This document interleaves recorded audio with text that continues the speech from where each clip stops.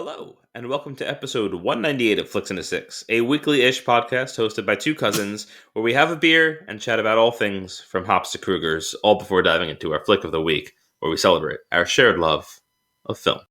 I'm one of your hosts, Anthony Costanzo, with me, forever and always, the wizarding world of hops, Alessandro Bielsi. Say hello, Al. Hang the kelp, why? On this week's episode, Hocus Pocus 2, The Glass Onion, Kaio Reboot, a big-ass Cheez-It, all before diving into our flick of the week, Fantastic Beasts, The Secrets of Dumbledore. Was that from the movie, your quote? No, so if you recall last week when we did the intro, I said, oh fuck, I have something down here and I don't remember what it's from. I think it's from the other movie. But I could not, for the life of me, place what it was from. So I looked up, I literally just typed in what I have written down. Because I wrote those notes like almost a month ago. So I just typed it in Google, like just that sentence, and it was from Severance. It was from the episode when the sister is giving birth. Okay. I forgot all about that whole, like, all of that ridiculousness and how great it. I love the brother-in-law.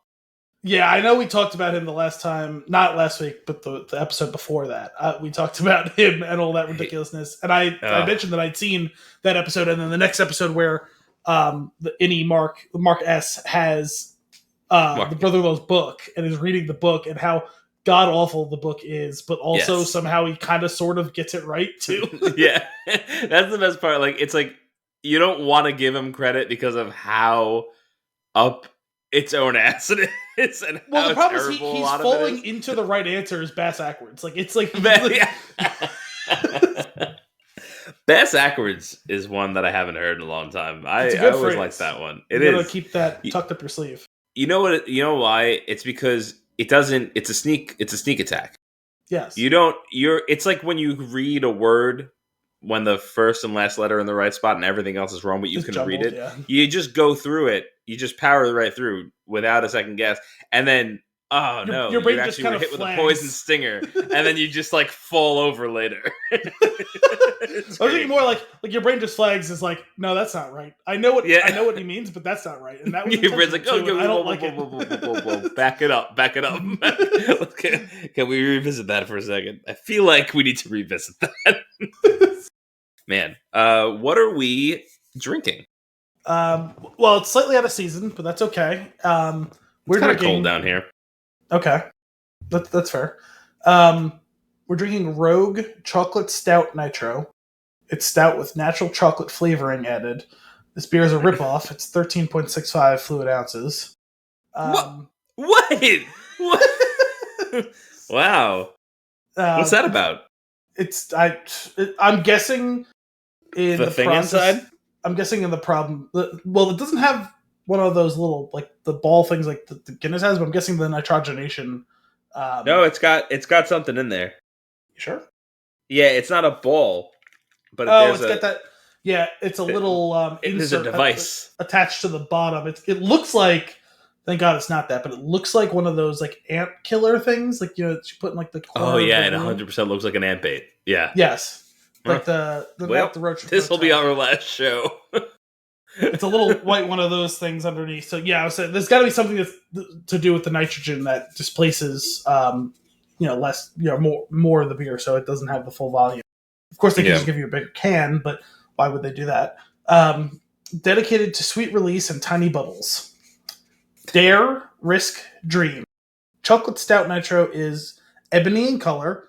Pours of that sounds. Sorry, hang on. That sounds like it would be the title of one of those like HBO mockumentaries. Ebony in color? No, Dare, Risk, Dream. Oh.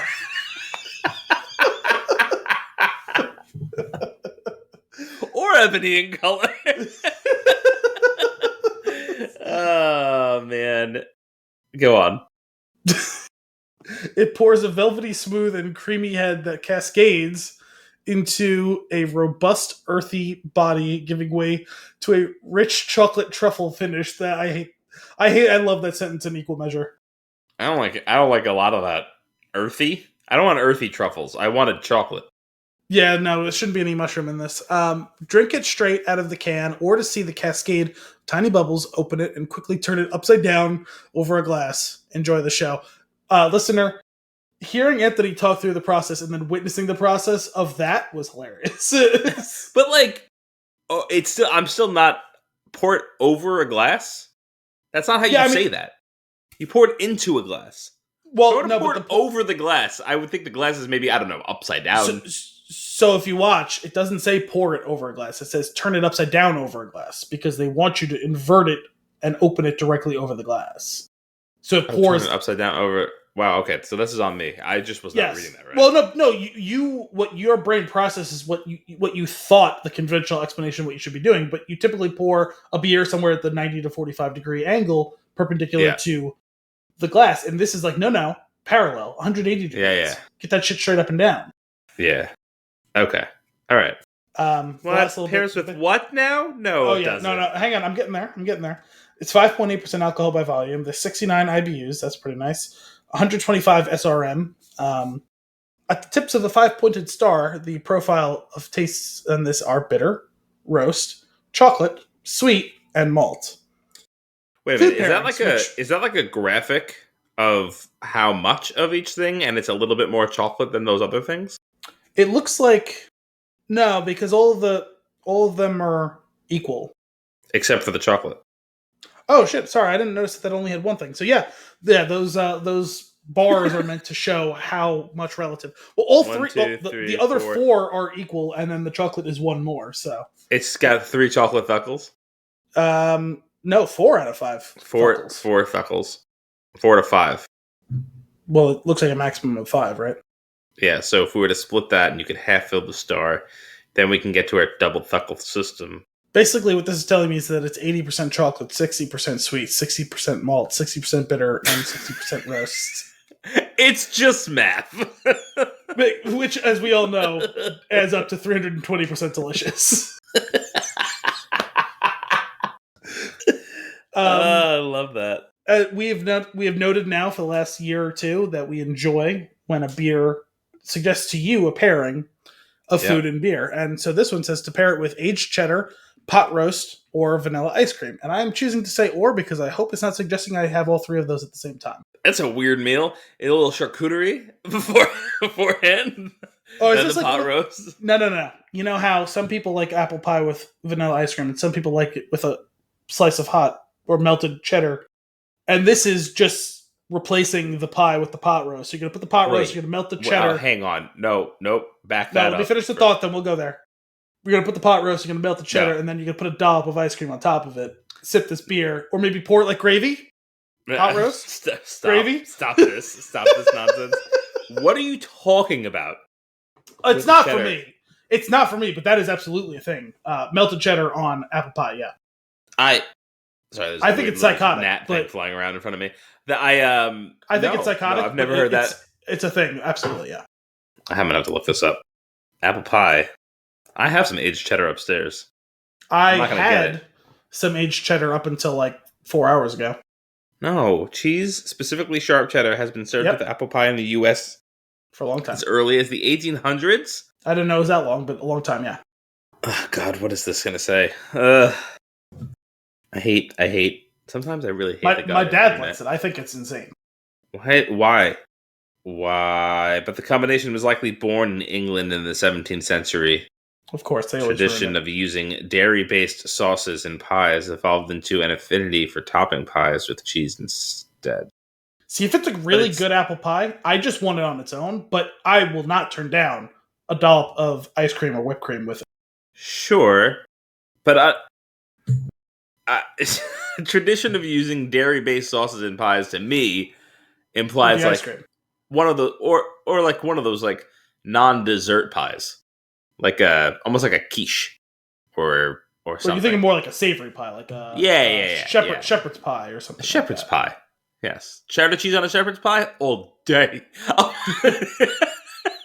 But on an apple pie, I think that's a hate crime.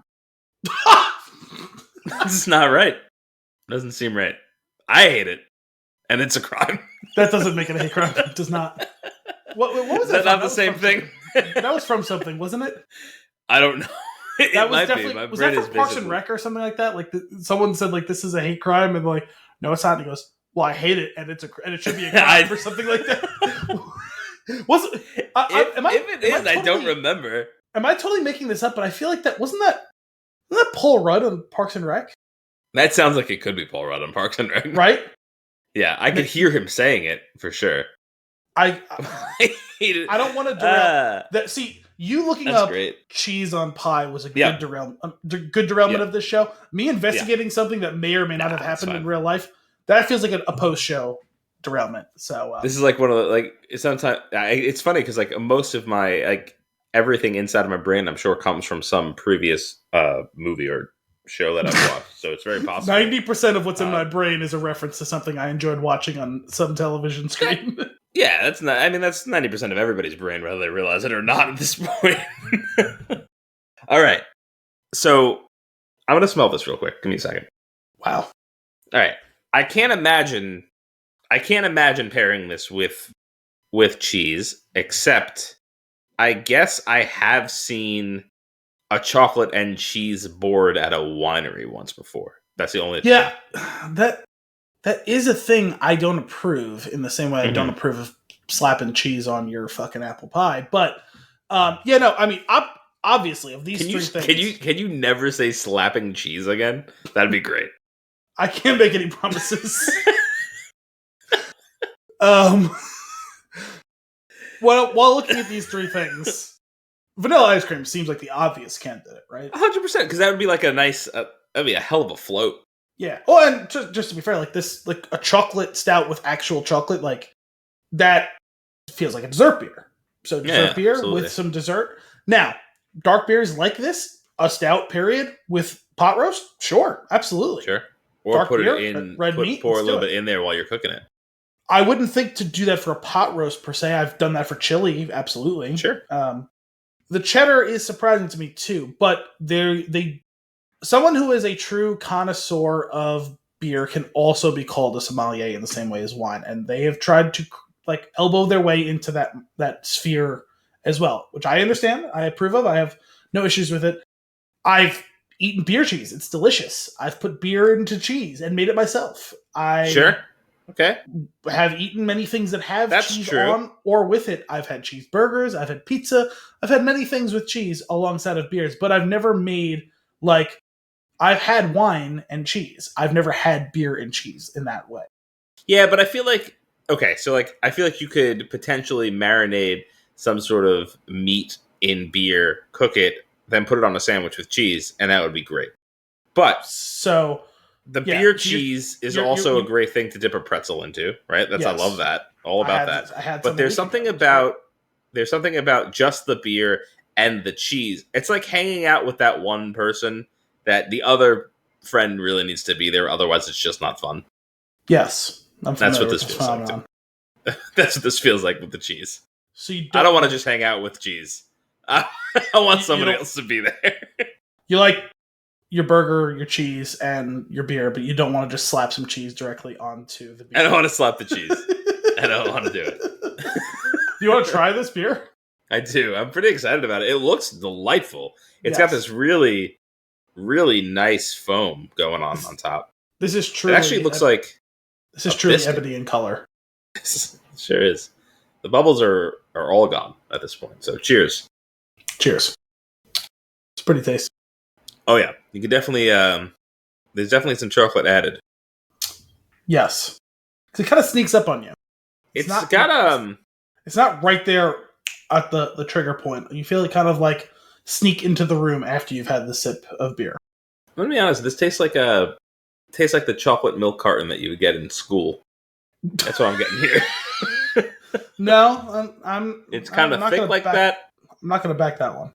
Mm-hmm. This is straight up chocolate milk to me. That's all I'm getting. It tastes... I mean, I've had... There's a slight beeriness at the end, but otherwise... So, I'm tasting beer with some chocolate on the finish, and you're tasting chocolate with some beer on the finish. So this is a beer... Definitely beer somewhere. No, I've had a handful of chocolate beers in the past, and this is in keeping with those. Yeah, I've had a lot of chocolate peanut butter boys, but the chocolate alone, I haven't had a ton. Well, there's that what's that one well known chocolate stout? I feel like there's like a well known named chocolate stout. I don't know. Off the top of my head, I can't think of one specifically, but I know I've had several. So Yeah, I've definitely had a good one of those. I like this though. It's really good. It's very flat. I know that when you have those nitro bubbles in there, you could usually get a little bit of that. Like there's like smooth bubbles in it, but this to me just tastes flat entirely. yeah, I mean, the nitro thing is a distinctly different phenomenon than the carbonation. I Yeah. apologize for the vacuum, but I don't know. I mean, it's not like it's flat. I see bubbles. It just like you don't really taste them. I guess. Yeah. Like, Yeah, I see them on the texturally, top. They're very subtle. I do love like a nitro cold brew coffee, which has obviously the same type of like velvety. It's got like it's weird. It's like it's thick, but it's not heavy. It's syrupy, And it's but not in I like do a really heavy like way. it. Yeah, I'm down with this. I'm gonna go 2 thuckles. I'm going to eschew the Thuckle scale, and I am going to rate this 320% good. Slap some cheese on it. This segment's done. Moving on to our news and nuggets for the week. Al, before the show, you gave me a list of things. Mm-hmm. I'm going to go through that list of things. Okay, Hocus Pocus 2. correct. Pumped! I didn't know what to expect from this. I do know that there is a book. I don't know if it is the same story as this movie. Oh wait, is it like a tie-in or is it like a novelization? No, there's been a book for a while. Oh, I Yeah. didn't know that. There's they sell it at the old Barnes and Noble in one of those fancy classics where they make it like look like an old leather bound book, but it's nice and new. Classic. But yeah, I'm pumped. I kind of was considering reading it, but not now. Now I want to see the movie before anything. But I gotta say, blown away. They don't look any different. Well, I mean, in the trailer, they kind of did the flashing light trick where you don't get a full great. At first, Yeah. but then they show them. Did they? I actually don't remember. Yeah, they're talking to the guy on the street.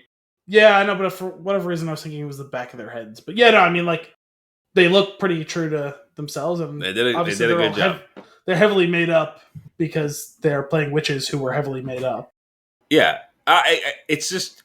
I mean, it's I'm been excited 30 years. because They're not going to look exactly the same. But they do. They look They close do. enough.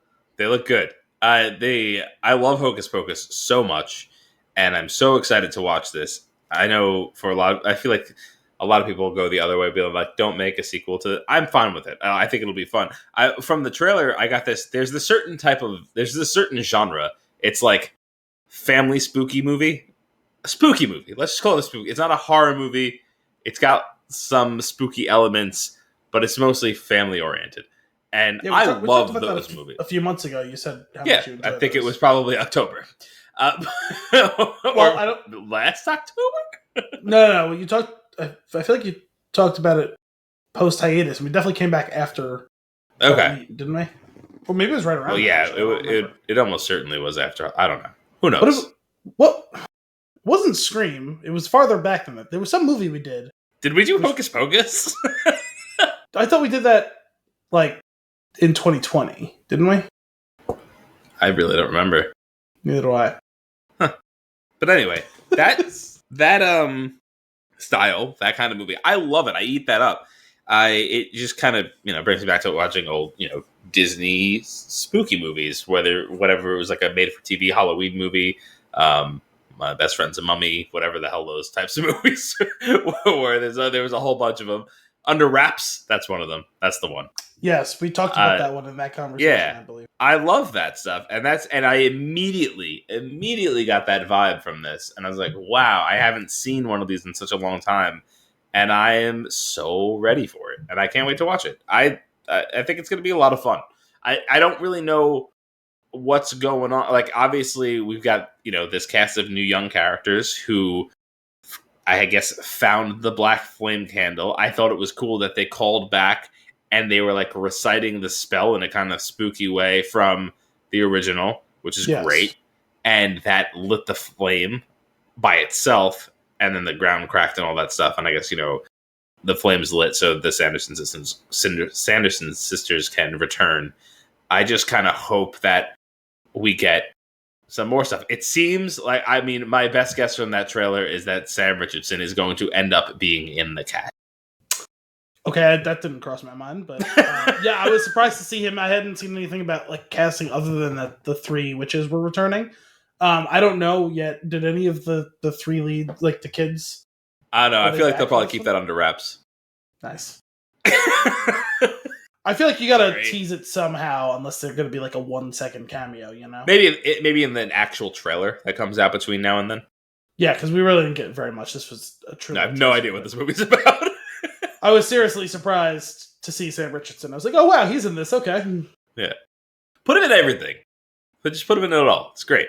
I mean, it would be hard to think of something he'd be like objectively terrible in. Like, I think he's salt. I think he would go good and is required in everything, but you just don't put too much of him in. So we haven't quite seen it yet, but I feel like even without having a resume for it, we might have to just throw him on our list of.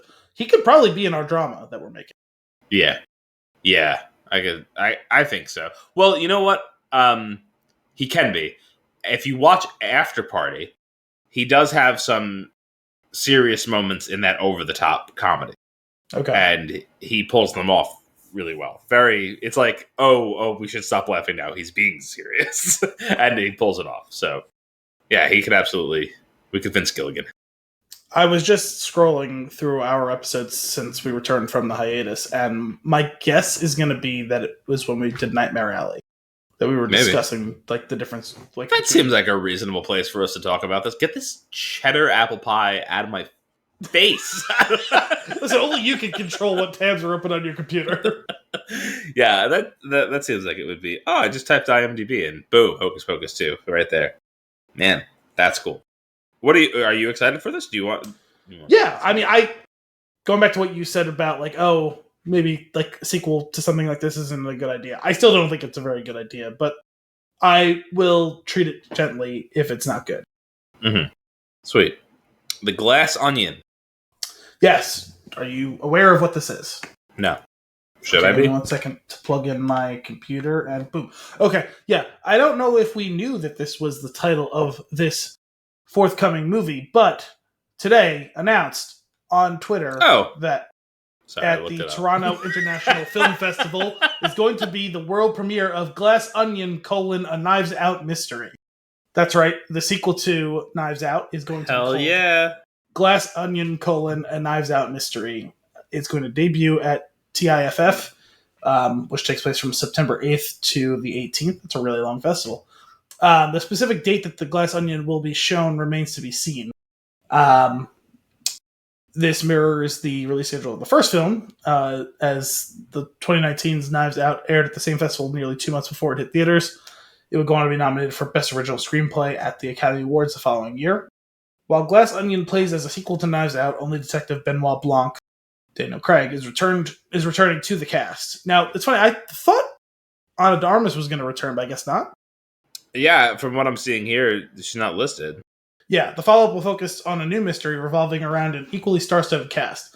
Those supporting actors include Edward Norton, Catherine Hahn, Janelle Monáe, Madeline Klein, Leslie Odom Jr., and Jessica Henwick. Kate Hudson and Dave Bautista are also set to make special appearances. I guess if you think about it, like, it makes sense for Benoit Blanc to return as a character just in another mystery, whereas, like, I feel like it might feel a little shoehorned if the other character was brought in. Well, I don't know. I could have seen maybe her joining up and being his Watson. Oh, that'd be kind of cool. God, I love that movie so much, and I'm just seeing the final scene of her standing there with the mug. My House, My Rules. Oh, so good. Yeah, actually, it was on TV a couple of months ago, and I caught like the last half hour or so of the movie, And I'd like to sit back down and watch like the whole thing again, just because I really enjoyed it, and I've seen bits and pieces a couple of times since then. But Are you familiar with the term glass onion? no, I am not. Is it a A thing? glass onion is British slang for a monocle. Really? Mostly used as a corrective lens for one eye, they're used as magnifying devices to look for flaws and imperfections, like a jewel. Perfect. Also, if the walrus was Paul is referring to the album cover, it's false. That's the whole blurb that I was reading from, and I just thought I should finish it. Okay. It was Glass Onion by the Beatles, and I guess it was supposed to be a description of that, but it's an excerpt on Google, and the first part of it, highly relevant to what we were discussing. The second part of it threw me off entirely. Some last housekeeping on this story. Unlike the original, the sequel is not currently scheduled for a theatrical release, as it is under the Netflix banner.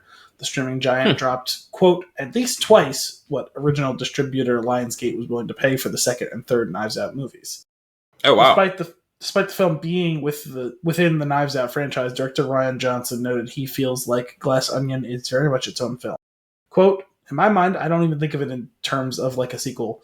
Ever since we started working on this, I was like, look, if we can keep this going the same way Agatha Christie wrote a bunch of Poirot novels, I mean, do that with Blanc and keep making more mysteries. Whole new cast, whole new location, whole new mystery. It's just another Benoit Blanc mystery. And it seems like there's just so many different things you can do with it, you know? It seems like fun. Yeah, that's awesome. And that's exactly how I would picture you doing another one of these movies, too. So I'm glad that that's what they're going with. The last bit here is quotes from Daniel Craig. I'm so lucky to have Ryan in my life. He's such a great writer. That script arrived, and I was literally like, are you kidding me? I couldn't believe that he wanted me to play it. I was going, it says Southern accent, you wit here. Really? And he's just like, yeah, we just finished the second one literally weeks ago. They've just wrapped it up in Serbia. Dare I say, it's better? We'll see. I don't want to tempt fate. It's different, and that's the amazing thing. It's still a Benoit Blanc mystery, but it's very different. I'm very excited. That's awesome. Oh, man, this just makes me want to watch a Knives Out again. I was going to say, to be fair, Knives Out was an Ana de Armas movie with an ensemble that highlighted Daniel Craig. It feels like this next movie is going to be a Daniel Craig movie with an ensemble that highlights. Oh, and that's an interesting take. Yeah, I could see that. I mean, she's the lead. I'm curious if that's how it'll play out. Yeah, no, movie. You're right. I wonder if that is what they'll do, though. Yeah. Oh, that's cool. What is Kaio reboot? You're struggling with that word. I'm not surprised that you never watched the show.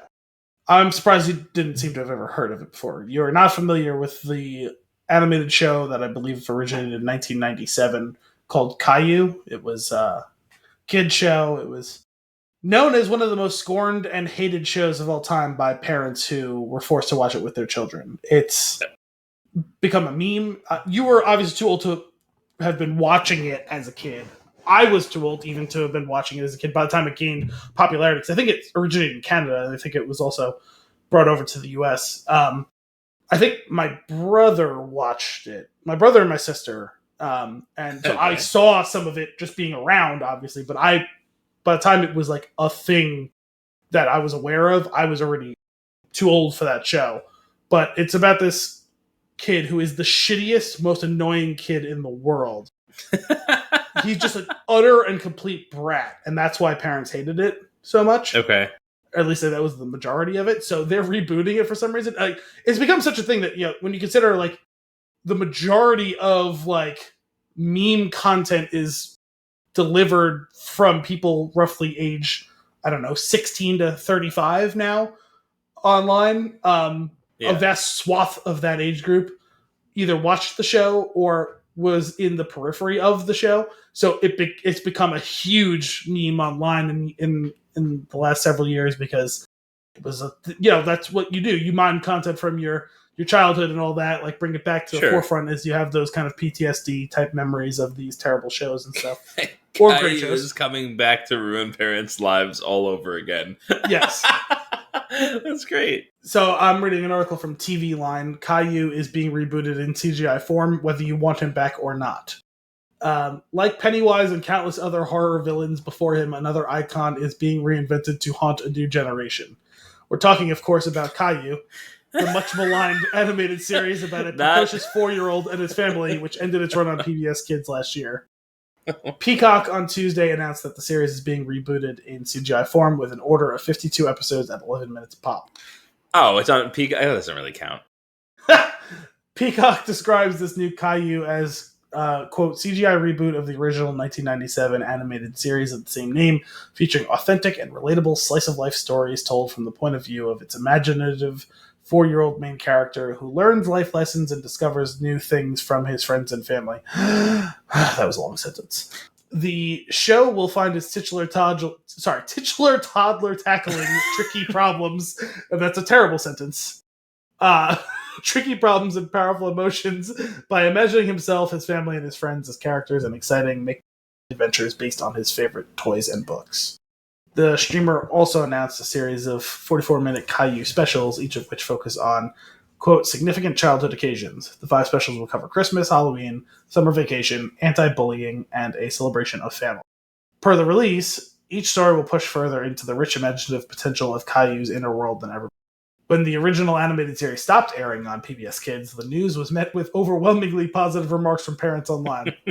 One called it an, quote, obnoxious, ridiculous excuse for a kid show, while another simply celebrated the end of, quote, the most annoying thing on television. Yikes. And it's not just live-action parents that took issue with the show. A 2020 episode of Family Guy found Lois forcing herself to watch every episode of Caillou in an attempt to prove that it was teaching Stewie bad behavior. The new Caillou is expected to debut on Peacock in 2023. That's the thing. The kid was a brat. He would go do something fucking obnoxious. Then the parents would be like, hey, Caillou, that wasn't right. And then he would throw a temper tantrum. Oh my god. Sounds horrible. It was the worst thing ever. I still can't get over this Peacock thing. I don't know what it is, but it just, when I hear that something is going to be on Peacock, I'm like, that's cute.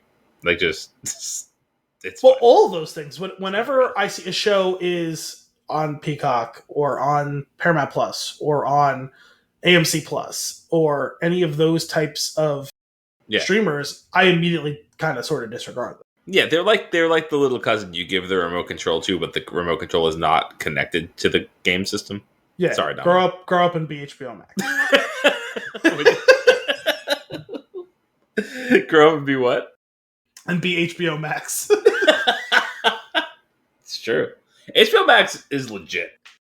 I don't want to like accept it, but it really is. Yeah. Hell, grow up and be Apple TV Plus. Like yeah, for $5. Absolutely.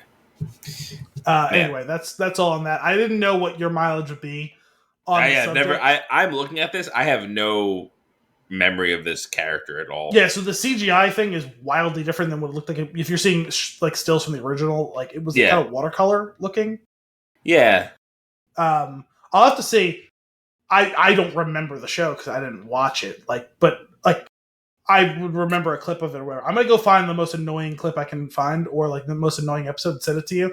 Watch it with. You probably can't take your son; he's too young to retain it. Like, just watch it with Elio, and then shut it off and never think about it. It's just that like he has this, he has an aggressive lack of hair. Does he? I don't remember. Yeah, like it's like weirdly. It's like they stopped the drawing. I can't see. It was very Spartan in design. That's so funny. Look at this. What is this? I'll watch a clip of this and get an idea. There was one that was circulating a couple years ago, and then someone took it and made it like really fucked up. I don't remember what it was now, but I was dying laughing.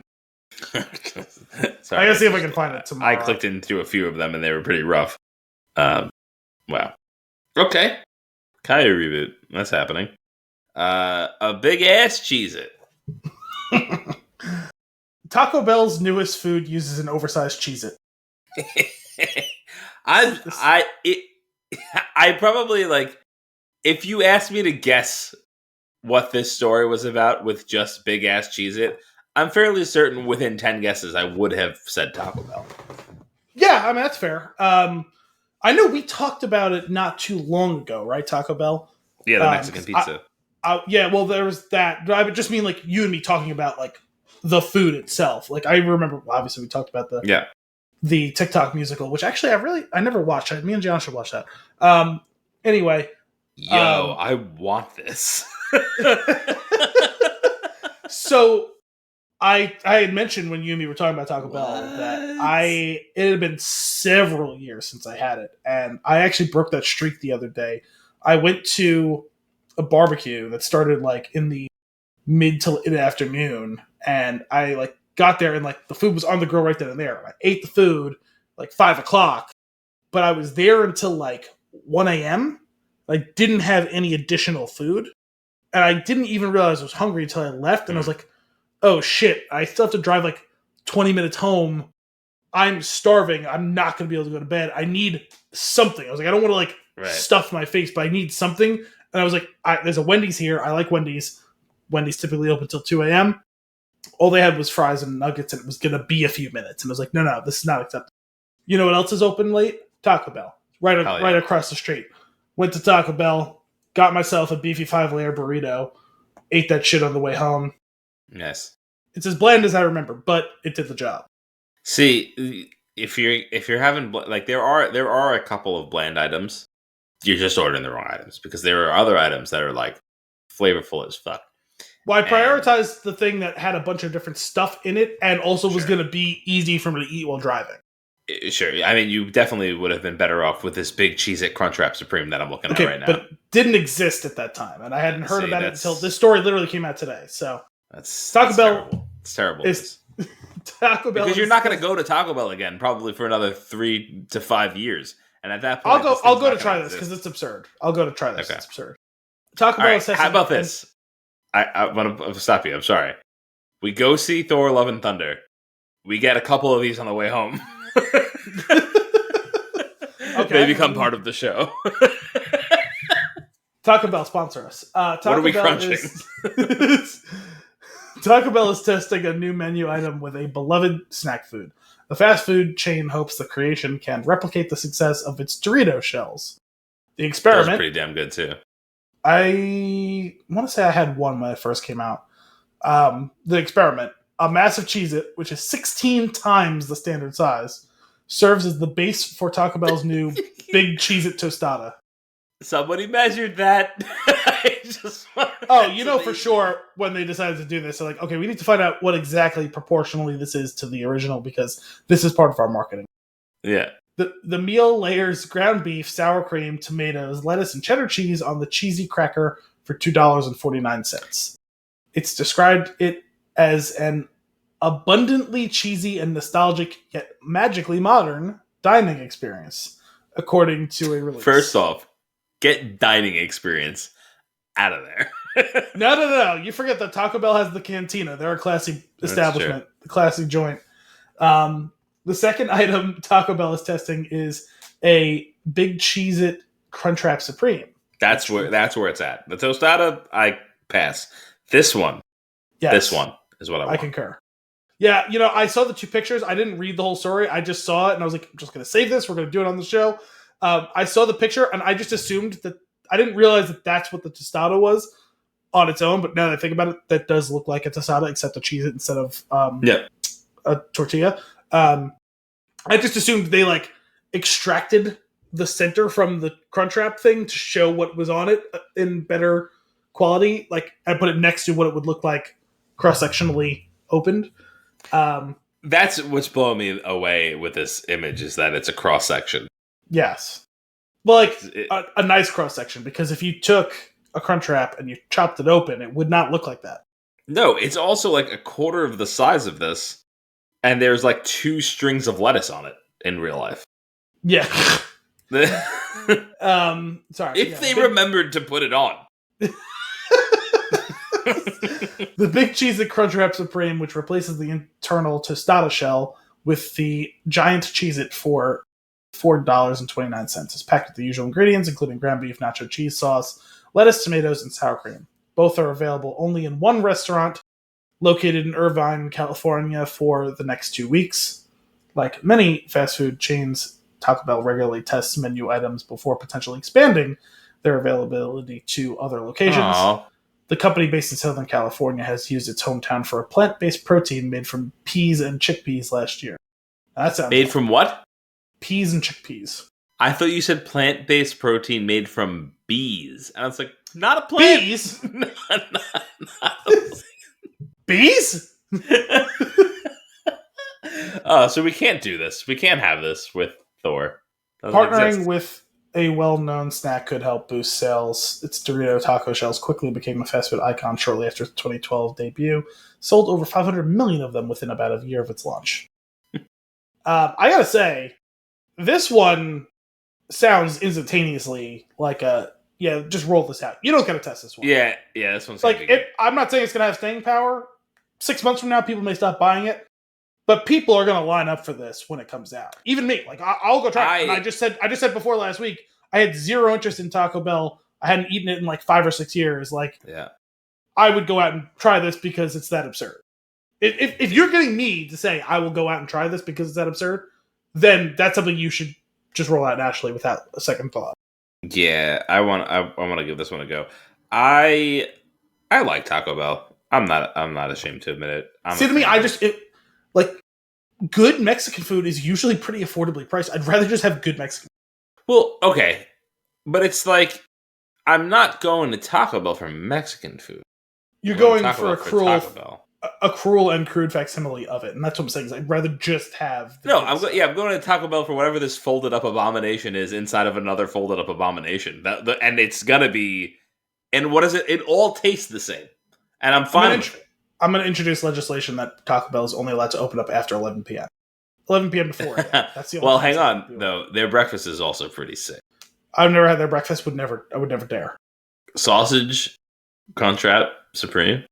No thanks. It's delicious. I haven't had it in years, but it's delicious. I think I'm going Taco Bell number 1, White Castle a very close number 2, and then everything else. I've had so much dreadful White Castle. It's so bad. It's so bad for you. But also somehow you can't. It's like a bad train wreck. You can't look away. You can't fully escape White Castle. Yeah, it's fine. It's not. I gotta be honest. That time that we did the Oscars at your house, your apartment when you were in Hoboken, and James brought like the 2 Crave cases that we demolished. Like it was good. God. But he also got like the one like special one. It was like some sort of fucking like jalapeno cheddar one. Well, yeah, those are good. Yeah, I'm a big fan of those. I bought a last Christmas for the holiday party, for the Big Al's holiday party. I stopped and I brought a Crave case, and it's the same. It's the same thing. You bring a Crave case to any gathering, it's the same thing. Everybody's like, yeah, and then it's gone. Yeah, you pop 3 of them in your mouth. Yeah, it's over. Yeah, everybody's like, "What?" Yeah, like they don't want it, and it's like they have to. It's like an obligation to be like, "Oh, I don't want to eat that," and then they love it. It's funny. It smells and tastes so oniony, which was a kid was I couldn't do it. Like now, I was having this conversation with my brother's girlfriend the other day. I have found a way to coexist with the onion. I know its boundaries. It knows mine. We figured it out. No, real ones in this case. But as a kid, my dad loved White Castle. We lived in Vermont for half of my childhood. There was no White Castles probably within the state, certainly none within driving distance of where we lived. But there's, I think, multiple ones in the Bronx, which is how he grew to love it because he grew up there. And so when we would come down, we would usually come down to visit all you in the city area like twice a year. We'd come down between Christmas and New Year's, and then we'd come down once in the summer usually.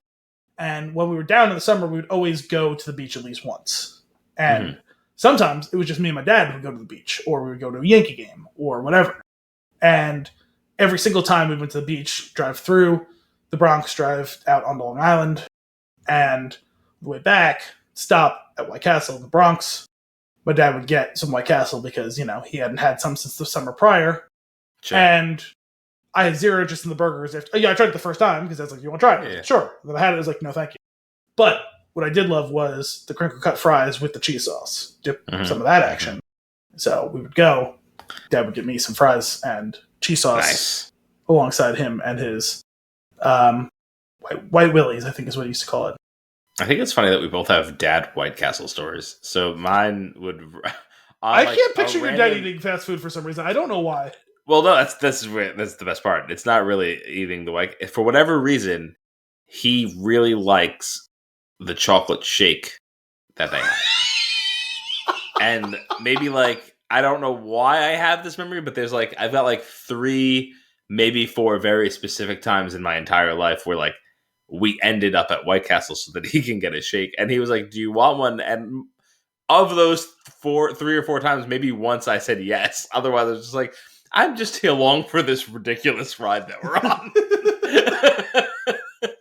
And I mean, sure, it was pretty good.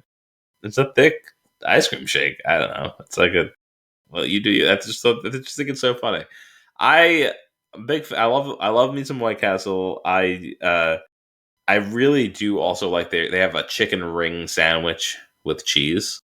And I think I might have had that once actually. That's what's up. So we used to do back in the day. So as you know, when I worked at the pizzeria, I would work the majority of Friday and all of Saturday. I would work I don't know, whatever it was, 8 to 10, maybe 8 to 10 hours, followed by a 12-hour the next day. But at the end of Friday night, we always ended up at the movie theater. Mm-hmm. And when it stopped being cold on Saturday nights, we always ended up at the beach. There was, on Staten Island, there was a boardwalk, and there's nothing on it. It's literally just a board. It's it's the lamest boardwalk because it's just a bunch of boards that you walk on. There's no shops or anything. It is quite literally a boardwalk. and that's it. BORED walk. But we would go there. We would go there and we would spend hours. We would play catch with Nerf footballs, or we would play soccer. There was a soccer field that eventually they built over there. We would have a blast. We'd spend there. We would be there for hours, and then afterwards, it's 1 a.m, and we're hungry. So the only thing open is White Castle or a diner. But White Castle was significantly cheaper, and we would go to White Castle and end up with a crave case because there was usually a good amount of us. And this was I feel like we would probably go 2 to 3 times a month during those months of the year when it was nice out. So we had ourselves a lot of White Castle, and we would usually split the case between the jalapeno burger and the chicken rings with cheese. Okay. And everybody was fed and overly full, and we all spent about 30 cents. It was great. It was a great way to live. It was good times. Good times.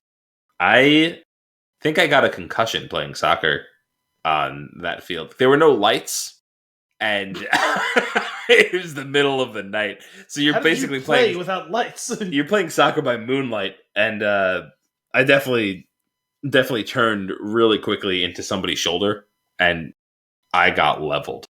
And it's incredible for the absolute rash of concussions in football, which is a real and true concern, despite my deep and abiding love for that sport.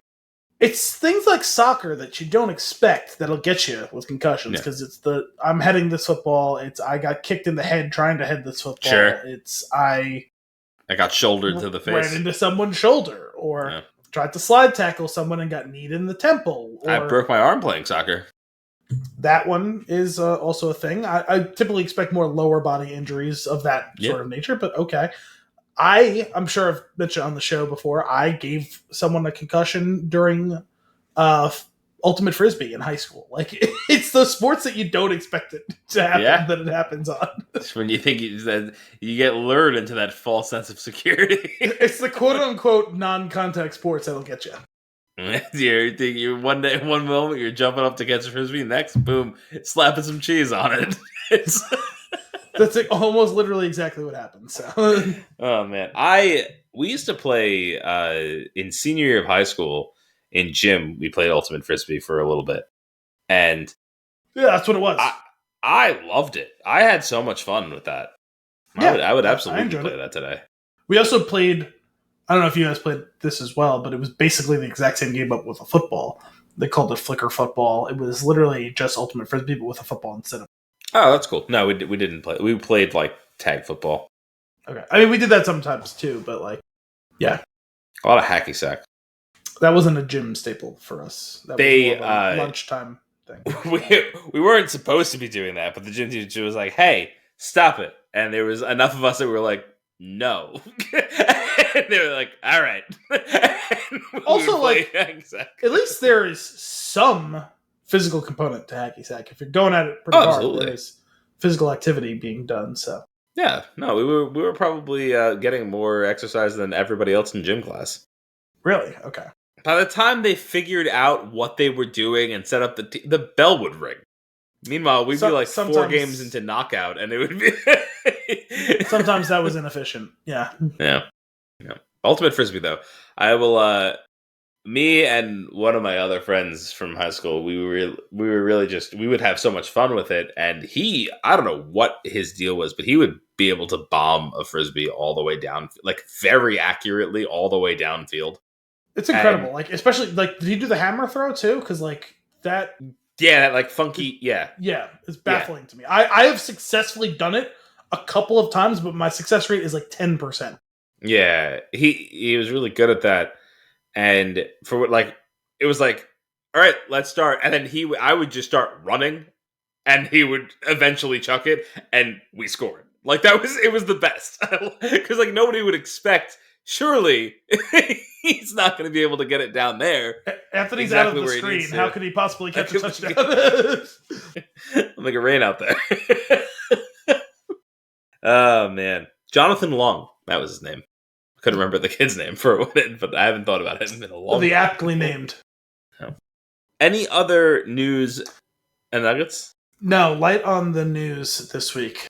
That's good. That's good. Let's get into some consumption. What are you consuming? I'm actually kind of light on this stuff too. I have a handful of things, but most of them won't merit a long discussion. Let's start with some video games because I dabbled in, I'd say 3 of them recently. Played a bunch of Halo Infinite lately, which is a joint note for us because I played with Anthony a few times.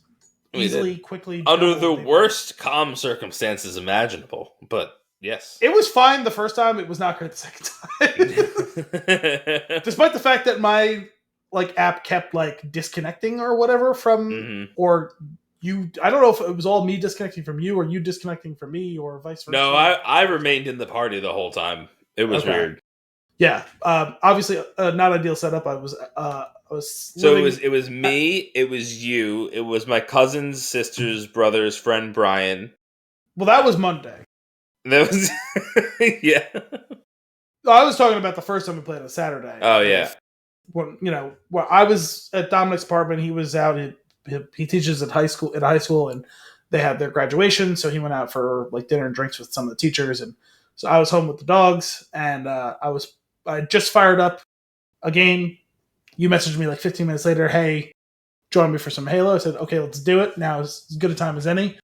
Didn't have a headset because he doesn't have a headset. I have one at my house. And Anthony's like, oh, you can use the app through your phone. I was like, oh, perfect. I have my, well, they're not AirPods, they're Galaxy Buds, but I had my Bluetooth headphones around. I was like, let me slap this all together, slap some cheese on it, get hooked up.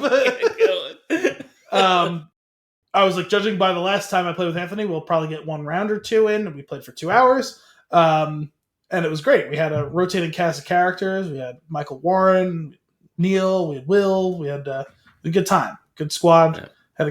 I'm terrible at the game, still terrible at the game, despite playing a bunch more. But we had fun. But no, it was a lot of fun. The biggest problem for me is truly I've been jumping back and forth between that and the original Halo. Yeah, games. it's tough. And the controller layout is substantially different enough that it takes me a while to stop hitting the wrong buttons when I want to do something. Things I need to be able to do in a split second reactive. Let me try and melee, and I'm not meleeing. Ducking. Yeah. Yep. So that's fun and all. Monday was a different setup because me and Dominic and Brian and Nelson were playing Halo 3 ODST, trying to finish up that campaign.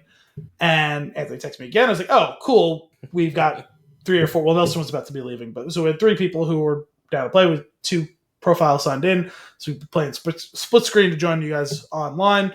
But again, no headsets, so I hooked up my phone to chat again, but this time I put on speaker to be sitting between the 3 of us.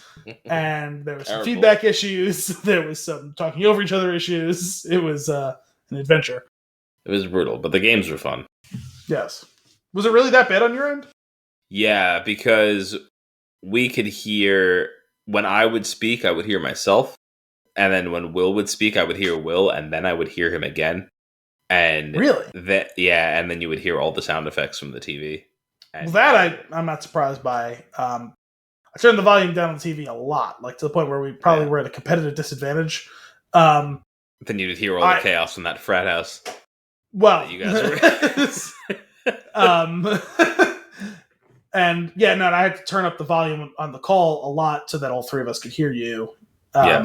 Which obviously caused part of that feedback issue. But still, it was fun. It was a shit show. Not the shit show podcast, but still in all, it was a good time. We should revive the shit show podcast. It was good. Okay. It was fun. Sorry, it was fun. There's definitely, an appetite, I'm sure, for us and Brian and maybe a rotating cast of other characters to jump on and just shoot the shit. Yeah, for that would half an hour. The OG crew would definitely be in. Matt is in for another show, so could make that happen probably. Can we get back? What's his name from Detroit?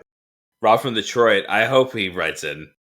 Rob from Detroit was a loyal write-in. I always forget his name. I just know he was from Detroit. Yeah. Well, to be fair, on a weekly basis. To be fair, and we're talking about your Brian, not my brother's sister's cousin's former roommate's Brian. No. I love Brian too, but he is easily roastable. I mean, am I wrong? Am I incorrect here? I don't know. I'm just trusting you because you spend a lot of time. I haven't spent much time with Brian. No, we were talking about your Brian. Who was my Brian's roastable. That's what I'm saying. Yeah. I said we're not talking about my brother's sister's. Gotcha. Brian. Oh, sorry. Talking about your Brian. Yeah. I said I love Brian. Brian will roast himself, but he is easily roastable. So Rob from Detroit probably had it right. Brian is mostly roasting himself daily. It's great. True. He is incredibly self-deprecating. I respect the hell out of it. He's a character. I appreciate him so much. My final note on gaming is I finally got to sit down and get down some good chunks of Mass Effect 1 on Legendary Edition. It's nice to really get things going. I was never able to sit down for more than 20 or 30 minutes. It's just not the right way to play that sort of game. Mm-hmm. When you have an RPG, you really want to get a good hour or so session in here and there so you can feel like you're getting some serious momentum, not like, hey, what was I doing? Is there anyone I needed to talk to? Is everything equipped that needs to be equipped? No, let's rock some missions here. Let's do some exploration. Let's get going. So I got a couple sessions in over the last week or so. So it's nice to feel like I'm actually in the flow of the game. That's cool. That's the end of my gaming notes. Yeah, I dig that. I would like to get back into it. I was doing that for a while. Every maybe 4 days or so, I was playing it, and I would sit down for maybe an hour and a half. That's a perfect amount of time. But then I fell off for reasons, and going back to it feels clunky and don't really remember what was going on. I told you. You tell me the next time you want to play. Yeah. You bring up the game. You read me all the quests you've completed, and I'll put together a picture of what's going on and what your motivation is, and you'll be right back on the horse. So on the topic of games, so I played some Halo with you, and I recently played a couple sessions of Returnal. I know you've mentioned that, dude. I think you'd be interested in this game. Yeah, I don't know anything about it. It's really weird. So you crash land on a planet where this signal is coming from, and you start to explore. And you're going through, and you're coming to find, I've crash landed on this planet before. That's my dead body. And then you realize you're in this loop. And every time you die, you're waking up at the crash site again. And you're starting from the beginning. So it's part Palm Springs, part Planet of the Apes, part I Know Who Killed Me? Yeah. And every time you spawn, so what you have as a player is the recollection of what you've done before, plus a couple of any permanent upgrades. There's a handful of things that are permanent upgrades that you like. Basically, like these types of abilities or things that help you progress through the actual game. So You also uncover part them. uninvited. Yeah, and what's really funky is that the world is slightly different every time. So like you'll go through a door and you won't be starting in the same place you started last time. So like the world is slightly changing too. So also part Dragon Age in the Fate. It's really funky. I think in this it's 320%. I was gonna say we're about 320% game right now. It's really funky and it's really eerie and like there's some really funky stuff going on and like it's like ominous things happening like just the music, the sound effects, it's all great, all very captivating. Yeah, maybe. I got like Doom vibes as far as like the exploration of trying to figure out rooms by rooms and getting keys and unlocking doors and things like that.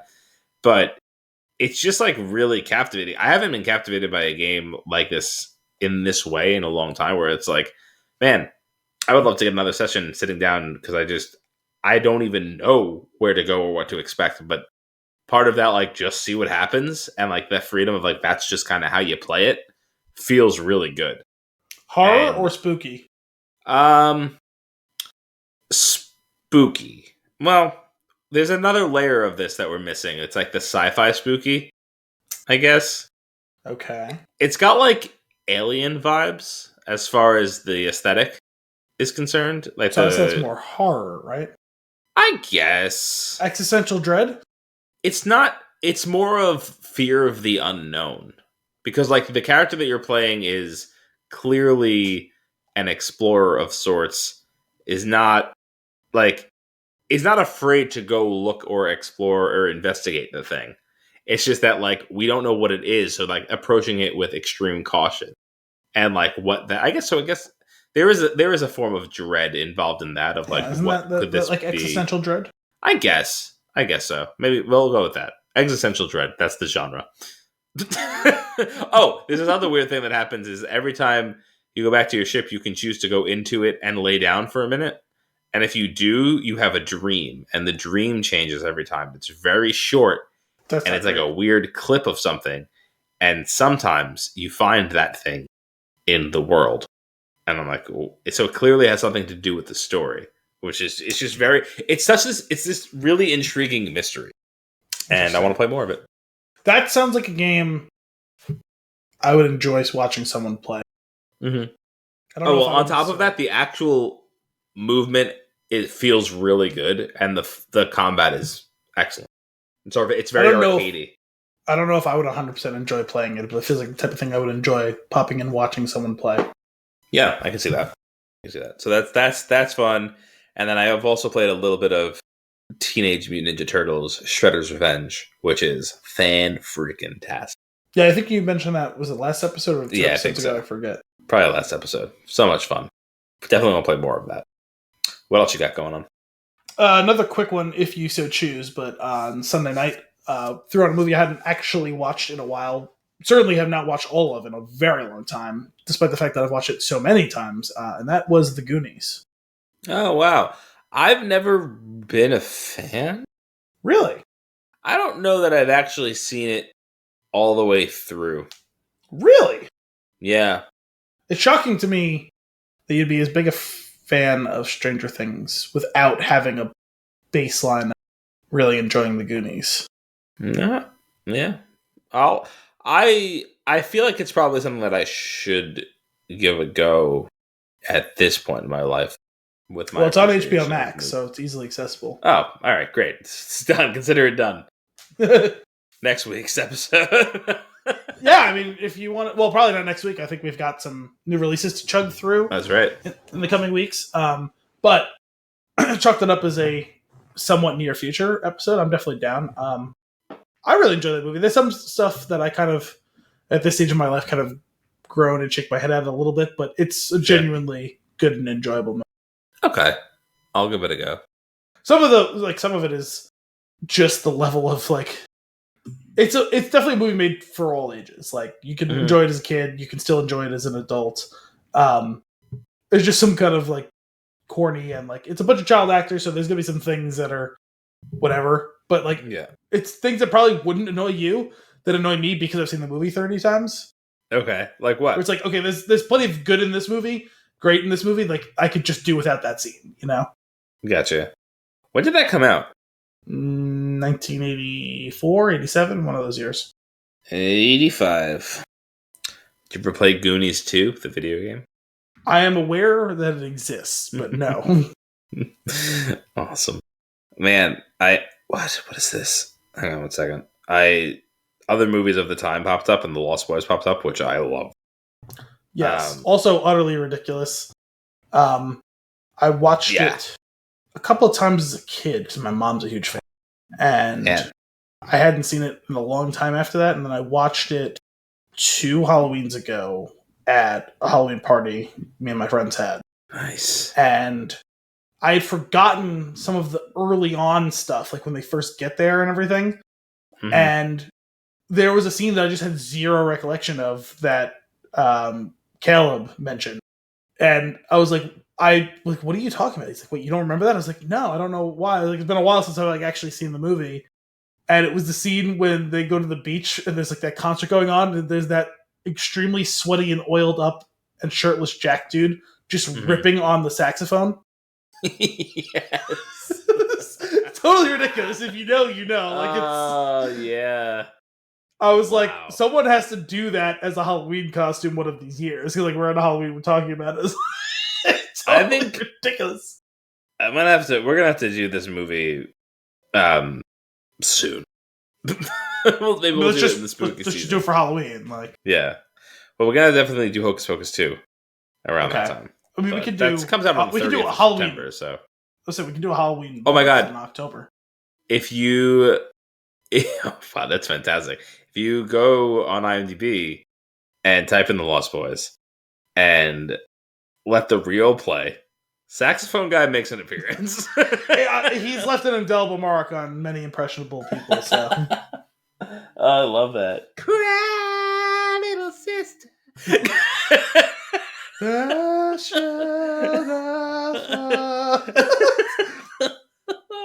Oh man, I love it. God, there's so much camera right up the nostrils in that movie. It's so good. Also, is that the only other thing that what's his name from Bill and Ted has been in? What's his name from Bill? See, I've never seen the movie, so I don't know which one's Bill and which one's Ted. But the one who's not Keanu Reeves, he's one of them. Oh, okay. I don't even know what's the actor's name. Oh, I couldn't possibly tell you. Let's see if I can figure this out. Bill and Ted. There's an easy way around this. Bill and Ted. I thought that was the obvious choice. Yes. Yep. I was like on Alex the page. Something? Alex Winter. Yeah, that's it. Was he in it? 99% sure. Let me see. He's one of the vampires. Scroll down. 85, 88, 89. What am I looking at right now? That's direct. Goodness gracious. That's a lot of directorial credits. My man. He hasn't been acting in anything, so. All right. Let's see. 85. The Lost. Alexander Winter. Yeah. Yes, he was. I noticed that when we were watching it, like, whatever, it was a year and a half ago. Oh, there he is. Oh, I was like, there's that guy from Bill and Ted. I had no idea he was in this. That's funny. Man. I could go for some Lost Boys right now. That'll be good. I want to watch that. Kiefer Sutherland, man. Oh, there's the saxophone guy again. Every time I get back to this page, it's just this wonderful treat. He's also doing it's got to be side hip thrust. I think that's going to be my Halloween costume this year. Saxophone. I have the long hair to do the ponytail. Doesn't he have a ponytail? Yeah, it looks like it. Yeah. I am obviously not as slim as I used to be, so I won't perfectly match that. But I can pull off. I'm currently wearing a ponytail and no shirt, so I can clearly pull off the look. I think I still have a ponytail. I think I still have my childhood saxophone buried somewhere upstairs. Amazing. So I think that's what I'm going to do. I just really hope that on top of this, you like break out Careless Whisper or something. I haven't played the saxophone in like 15 years. I'm not prepared. I'm not prepared. Also, I don't know the last time you saw a saxophone, but you can't pull that out of your sleeve. like you No. got a flute. I don't know. Also, won't be wearing sleeves that day, shirtless. You got some big sleeves. That being said, that's going to be one of those ones where I'm going to really stand firm on. I'm not going to answer if people ask what I am. They're going to have to figure it out. Either you know or you don't. Is it jean or is it jorts? What's the bottom half? What's going on bottom Not half? sure, but I think jorts maybe. I don't know if I'll be able to do that one. Let me see. Maybe I'll find I'm going to reload the page again so I can see the clip one more time. 14th time. Actually, better yet, let me turn the sound on. Michael and Sam have just moved to Santa Carla, California. Oh man, deep voice. Deep voice trailer. Yeah. It does not. It looks like maybe cargo pants with a belt. I can't tell. I can definitely do that then. What are you? I'm Jazz Boy from the Lost Boys. I'm the Lost Jazz Boy. Is that what he's credited as? No. No. Jazz Boy? No. I'm just saying that's what you're in costume. The man was 35 years old. If it were a costume that was sold in a bag at Spirit Halloween, it would be Lost Jazz Boy. That would be the absolute name of that. Now I gotta know what he's credited as, because like I might just do that if someone asks what I'm doing. Just give the credited name of the character. I'm not seeing the character. I am seeing a couple characters called Surf Nazi, number 1 and number 3. Surf Nazi and number 2. You forgot him too. No, I don't see 2. Oh, there he is. I totally forgot the Joel Schumacher. Oh, wow. That explains a lot. Treat. Star, that's right. That was her name. Jazz Boy. There's 5 Surf Nazis. Wow, there is. Beach Concert Star? That's his name. That's Beach Concert Star. Beach Concert Star. Yeah, his profile picture is him shirtlessly playing saxophone. Where? Yes. No, he's wearing like assless chaps. No, sorry, he's wearing. He is wearing. He's wearing a studded thong. I'm not wearing. Are those his bare legs? I think so. Oh, you got to do the chain though. He's got a straight up chain around his neck, like a biker chain. Yeah, you can get 90% of this at Hot Topic. Well, I can get the studded belt. You said he was wearing cargo shorts and a belt. That's what it looked like, but I guess those were just his really tan legs. He's got really tan legs over which he has, like, essentially, it's not a thong, but it's like leather underwear with like the 3 deep studded thing. Oh my god. Like you said, everyone at Hot Topic wore. You have to... Alright, are you on the IMDb page for him? I was, yeah. If you click on his picture and cycle through, there are some gems. Yeah, this is really funny. I was absolutely mistaking his very tan legs for cargo pants. That is crazy.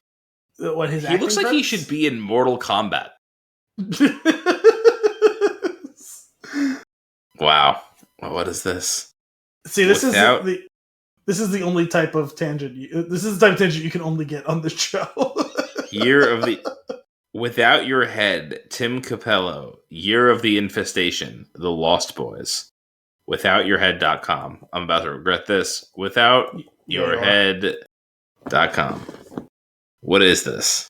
Christian Ninja Blades. No, Ninja Badass. What am I looking at right now? All right. What are you looking at right now? I went to the website that's on his IMDb page, and I've escaped the website. Wow. Escaped. That's wild. All right, cool. I'm pretty excited for your Halloween costume. I think maybe jorts are the way to go. But cut off jorts. You can do that. I think you should probably commit. I'm not wearing leather underwear. Leather underwear is the.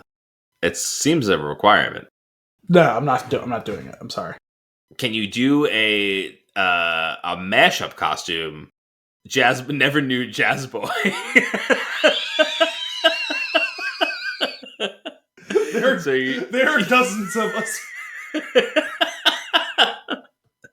You do all of that with the chains and the ponytail and the saxophone. What was his name again? Beach something? Beach Concert Star. beach He concert was star. he was absolutely the star of that beach concert. There's not He even a was. question. It was. So many people were thrilled about it. That's great. I don't even know what you told me you were watching that we ended up here. The Goonies. I'm glad you carried that thread. Goodness. Well, we just got lost deeply in the 80s. Hey, speaking of the 80s, I'm not watching it yet, but I will be watching it this weekend. The final part, the second part of the 4th season of Stranger Things drops That comes out, Friday? on Friday, and I'm so pumped for those 2 episodes. Cannot wait. It's 2 movies? Yeah. I'm all about the movies. You know how I feel.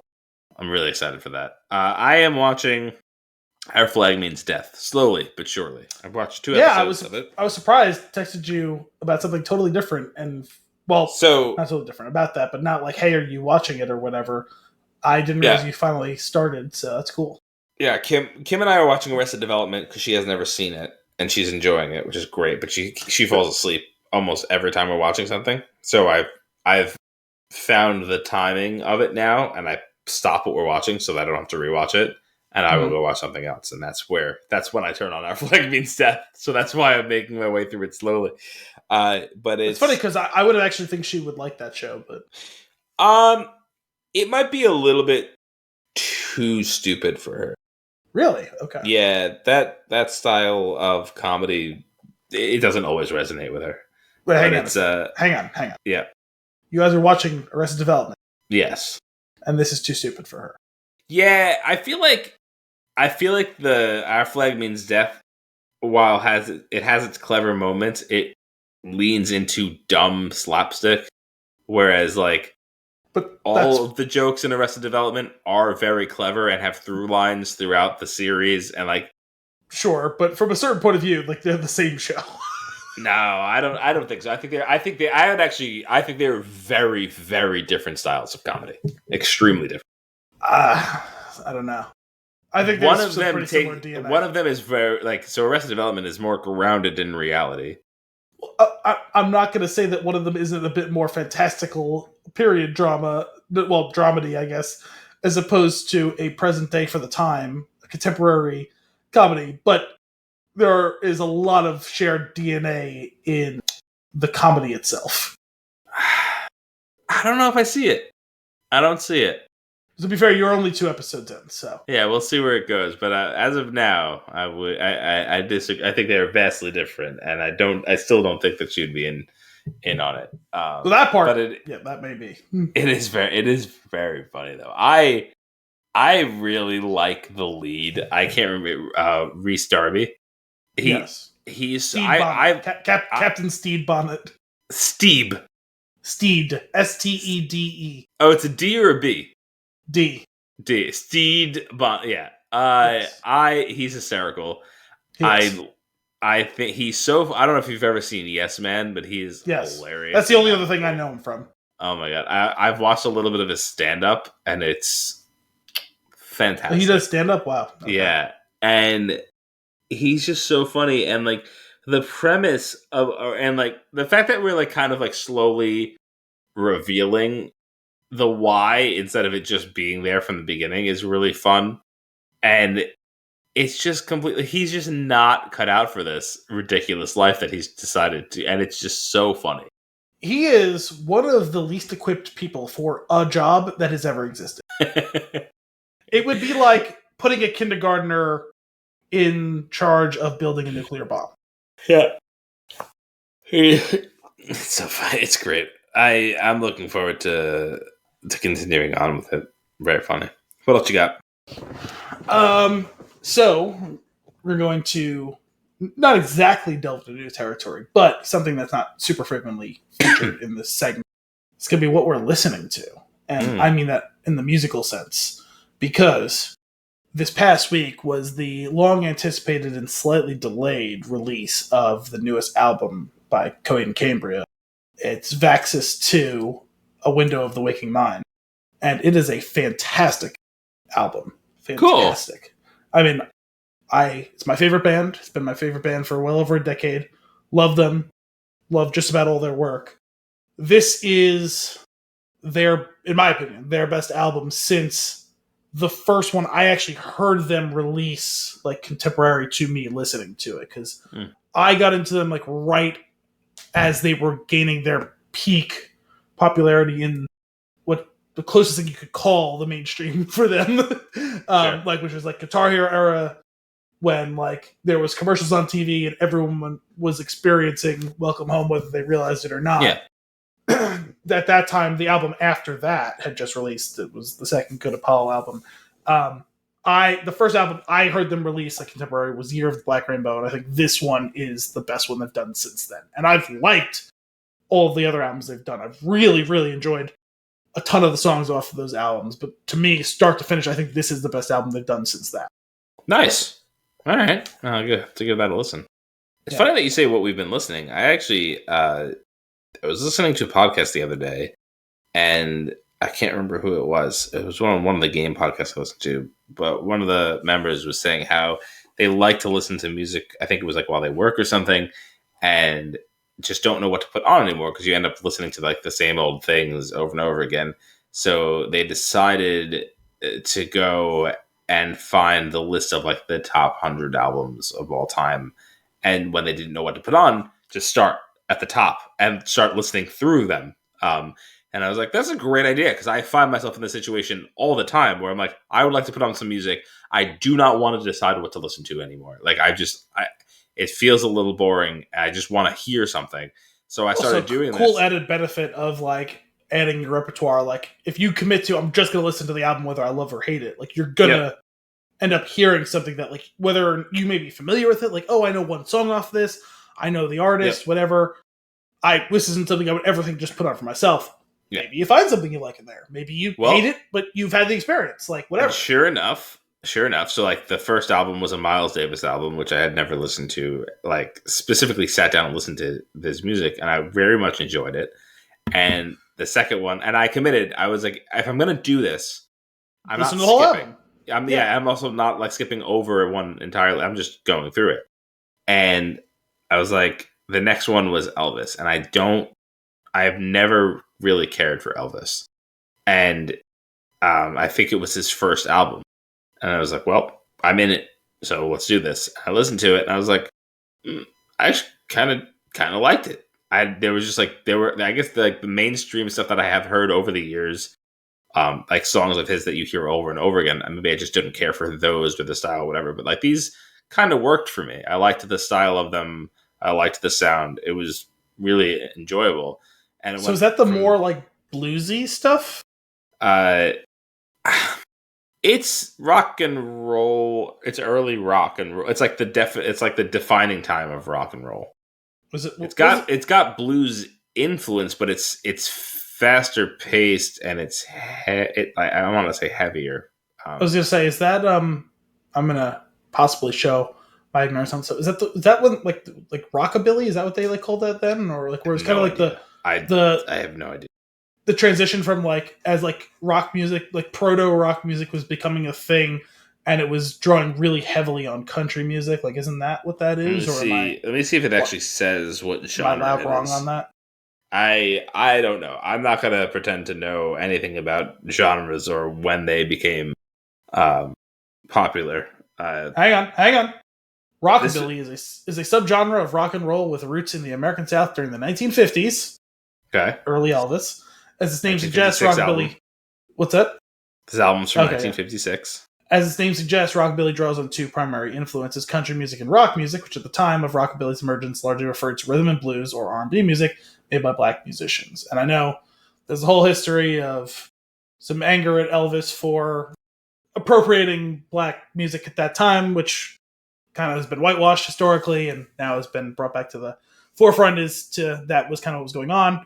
And on the side panel of Google here under Rockabilly, Elvis Presley is the first face that shows up here. So it's really funny that you say that, because the next album that was on the list was a Little Richard album.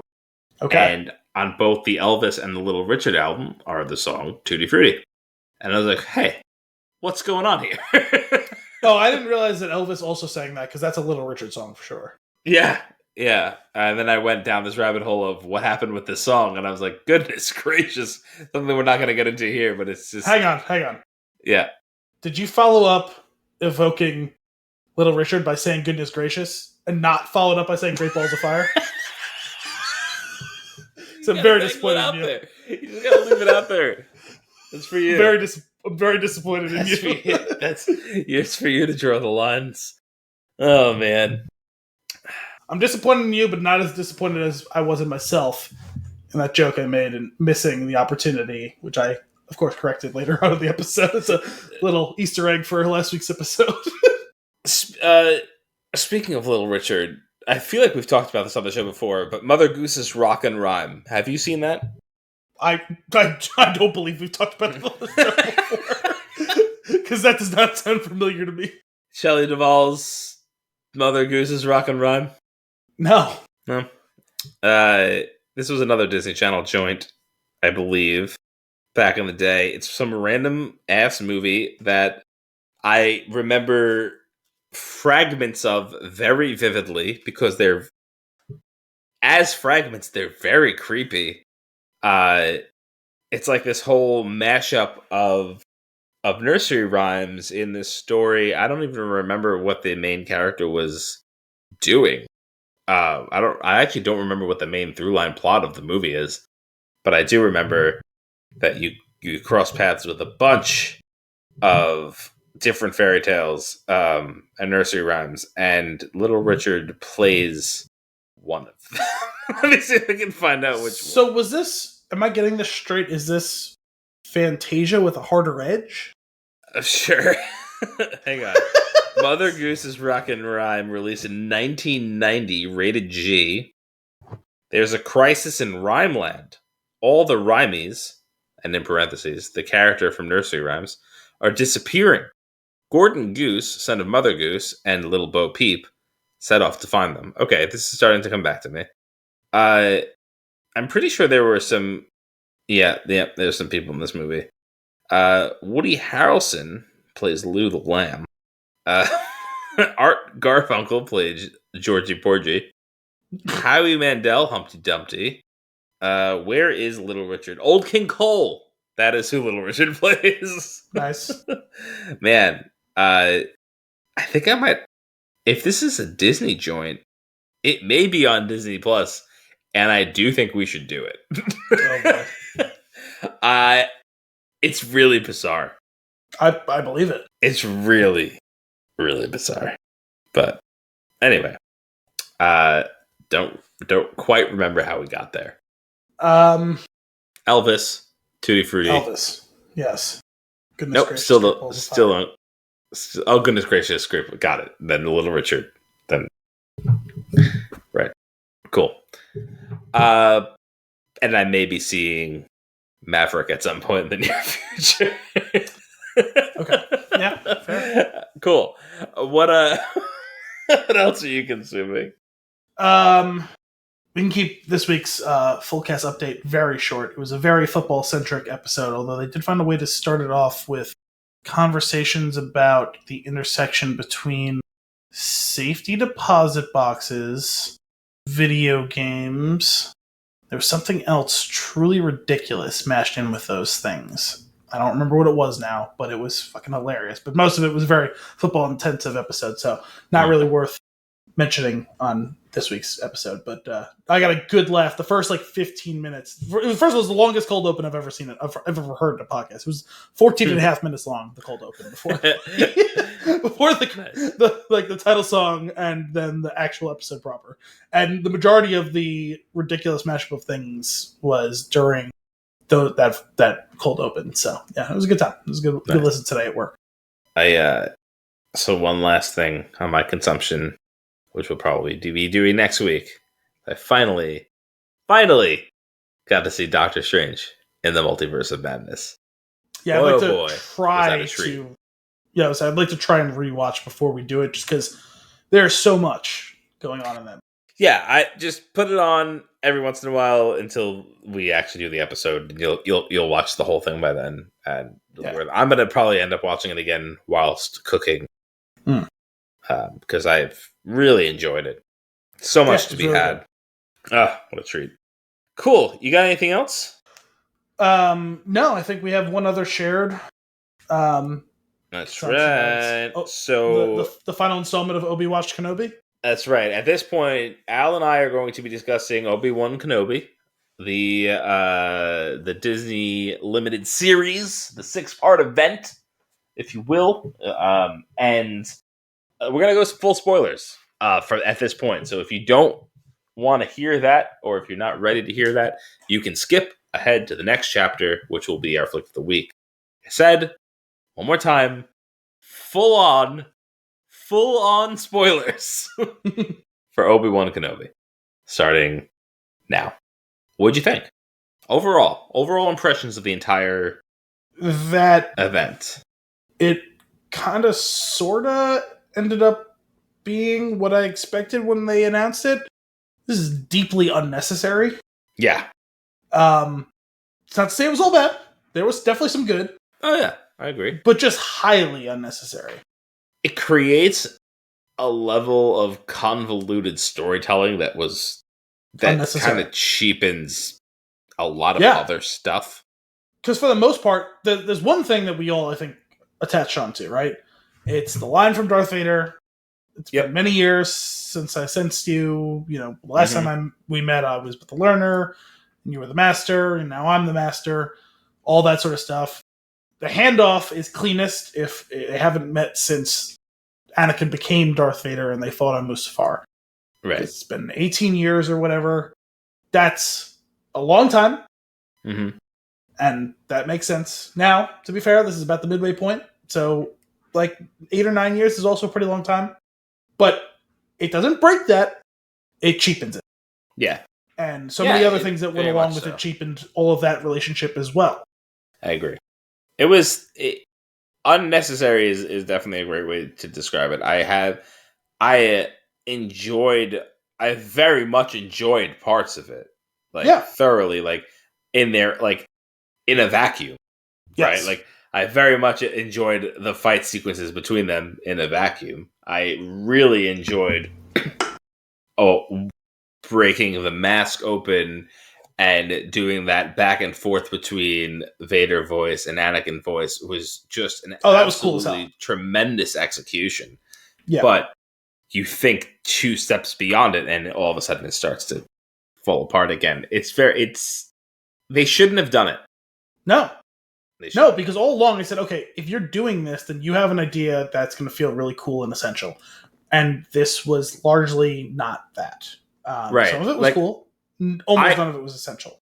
If you do it and you explore, the early aspect of it, exploring Obi-Wan dealing with kind of a PTSD syndrome of having done what he did and leaving Anakin, just dealing with that.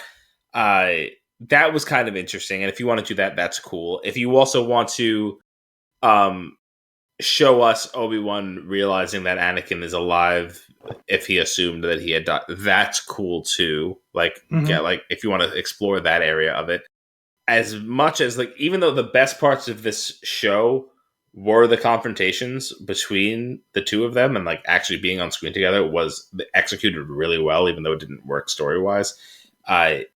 All of that stuff shouldn't have happened. Yeah. And it should have been... Yeah, those are the things I was most concerned about when they... Because even when they were okay, we're doing the show, it's a limited show. I was okay, fine. You could find a way to work within those very narrow lines. That's okay. Yeah. And Hayden Christensen's coming back. Okay, so maybe... Flashbacks? Bad dreams? Cool. I'm down with flashbacks. I actually really enjoyed the flashback of the two of them dueling. Yep. And then Darth Vader's in the show. And it's okay, but maybe they'll never meet. Maybe we'll tease it and then they'll never meet. Right. Nope, they fought two or three times. If they went 6 episodes and they kept coming within really close contact, but not actually meeting or not actually crossing paths, to the point of where it's almost ambiguous as to whether or not Obi-Wan is still alive. In Darth Vader, that could have been interesting. But yeah, it's just, it got really messy really fast. Yeah. And it's just, I don't know, just get out of this window of time. Go somewhere else. If you're going to do it, it's got to be something largely, Jedi Fallen Order worked because the majority of that story can exist almost entirely separate of everything we've seen, even in that interstitial time of the Skywalker saga. Yeah. Right? We had scarcely any overlap until literally the very end of the game, in which we got 90 seconds of Darth Vader. Right. Yeah. And, like, there's been a bunch of other stories that they've been able to tell in that way as well. Like, basically the same thing, you know, for Rogue One. You got a couple of more characters that we've seen in other, whether it be episodes 3 or 4 or whatever. But again, they're like the tertiary characters. You didn't see fucking Luke running around, and you got 1 whole second of Leia. You got 90 seconds of Darth Vader. Like, it's fine. Yeah. Well, and also, like, that was, like, Rogue One was very much, like, it makes sense. Like, there is a cool story to tell up to getting to that was point. An essential story, unlike Obi-Wan. Right. Like, and it leads into and bolsters an existing story. Whereas there was nothing to lead into here because the whole point was that they hadn't crossed paths. So they created this fake thing. Obviously, the whole thing's fake. It's all made up. But they created this thing that doesn't fit. Contrived. It's contrived. In this, it just doesn't feel it.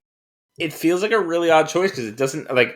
I'm kind of confused as to how we got here because it seemed like things were being controlled pretty well up until this point. Yeah, I heard one person say that this is like this show feels like something like I have a bunch of cool ideas. Let's make it into a show, and when you put like it ends up less than the sum of its parts. Yeah, you know. I will draw again another parallel between this and Rogue One. In episode 4, we hand off the plans for the Death Star in an attempt to take it down, which raises the question, how did they get those plans? Mm-hmm. That's a question that you could argue whether or not it needs to be answered, but there should be an appetite. Something had to have gone on for them to get those plans, right? Sure. Could be something small, could be something big.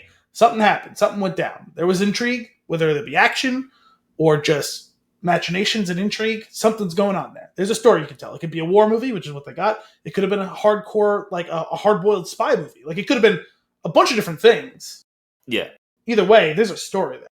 There's another question that's raised in episode 4. What's Obi-Wan been doing for the last 18 years? Mm-hmm. You don't need that answer. No. I don't know what the appetite for that answer is, because in the best case, like, nothing. Right, I was going to say, not much. That's the point. Yeah, because for him to have just been on Tatooine for 18 years is entirely plausible because, he's been watching Luke the way he said he was going to in exile and drawing a low profile. There doesn't have to be an interesting or exciting story there. There has to be an interesting or exciting story as to how we stole the plans for the Death Star. Yeah. Yeah. I don't know. It's just kind of a bummer just because when I think about it, I think like there are some fun things that happened in the show, but it really just makes me think like it's just like a why. Yeah, and also I'm not usually one to be like, oh, why did they make this? It's more so like it's like almost like active sabotage because everything else still kind of worked. It just kind of just starts to unravel pieces of it for no real benefit. Like, because the other storylines not that compelling. Like it's kind of like it was cool enough. Like the whole, what is it? Third sister was a youngling and whatever, and then like of Vader's like I knew it was you all along. Ha ha ha. Whatever. All of that was compelling enough, and to the point where the Grand Inquisitor doesn't kill her, like she didn't kill him. Like. She should have been dead in that scene, and that should have been it, because the whole going after Luke for no real reason and then stopping before killing, like, it didn't really. I understand that it seems like they're trying to build that character up so that it could be something. Well, even that took, but it's not a compelling character.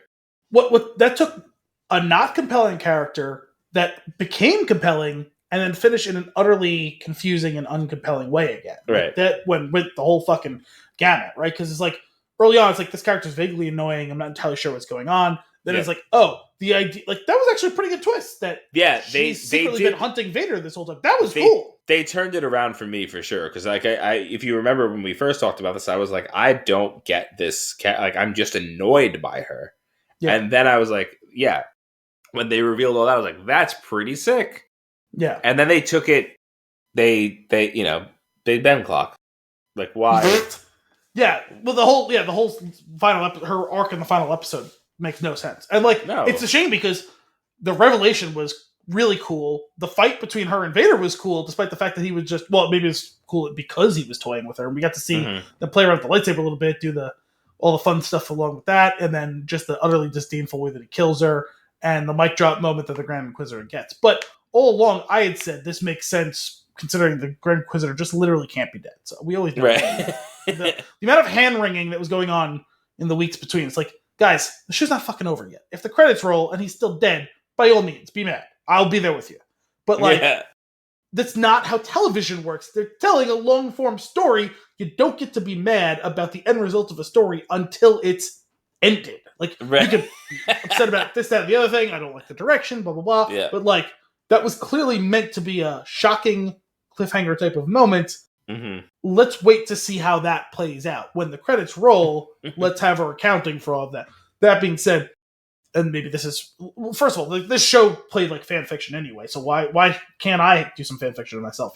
You could have that whole storyline be the super cool reveal, the cool moment, because it's kind of a cool moment of Vader like, did you really think I didn't see that coming? Yeah. Like, and also great line, he was very clever to use you against me. Like, it was good. But you know how that scene gets really cool though, and ties up the story in a way that makes sense thematically, and is in the way that like good storytelling goes, is when she goes to strike Vader, his back is still to her, and another lightsaber comes out from the side, and it's the Grand Inquisitor. And Vader pits the two of them against each other, and then the Grand Inquisitor kills her, and as she's dying, he goes, Did you really not think that we saw this all coming? Like, yeah, I'm Darth Vader. Like, come on. And she dies there. Vader, bitch. Yeah, it's a great story arc for her. Like, okay, this was incredible gambit, but you just fell short. Grand Inquisitor comes back and reestablishes himself as the way that we know he has to, because the Rebels hasn't happened chronologically yet. Yeah. And you still get that cool moment without whatever the fuck the whole Luke thing was. Yeah, man. It's like they felt the need to bring him into it. It's like it was just all a reason to get Ben back on Tatooine and give him a ship. It's like, we get it. It's the ship from Episode 4. We get it. It's the toy he plays with. Like, you showed it to me 3 times. I understand. Obi-Wan's going to give it to him at some point. You don't even have to show it to me. I get it. You're giving it to him. Cool. And there's so much bad and messy in all of that. But I will say, allow me to appreciate the whole picture for what it was. I actually liked that moment that Owen and Beru got. That was actually kind of cool, despite the fact that to get to that moment, you needed to walk across a mile of shit. But yeah, it was cool to see them defend their home, defend Luke. Shows like, considering I always thought they kind of, well, in Episode 4, Owen's been crusty since he was 7 years old, right? So like, whatever. And he's only getting more and more so the older he gets. But you can see he cares about Luke, even if he's not great at showing it. But Beru, you knew that she loved him and cared about him and all that. And to see the younger version of them, and I thought it gave them some appreciation. They were underappreciated characters. Yeah. They did their job under incredibly difficult circumstances. They paid for it with their lives. They deserved a moment in the sun, or in this case, the impossible see-through darkness. And like, even that, right? Like, even if you focus on Obi-Wan being on Tatooine and maybe some tangential stories that are like Owen and Beru and Luke, and like maybe some issues they run into with whether it be Tusken Raiders or something along those lines, like, and maybe Obi-Wan helps them every once in a while when things are getting a little hairy, just so that they all stay safe. Like, that's fine. And that could be what he was doing for 18 years, and that would make sense.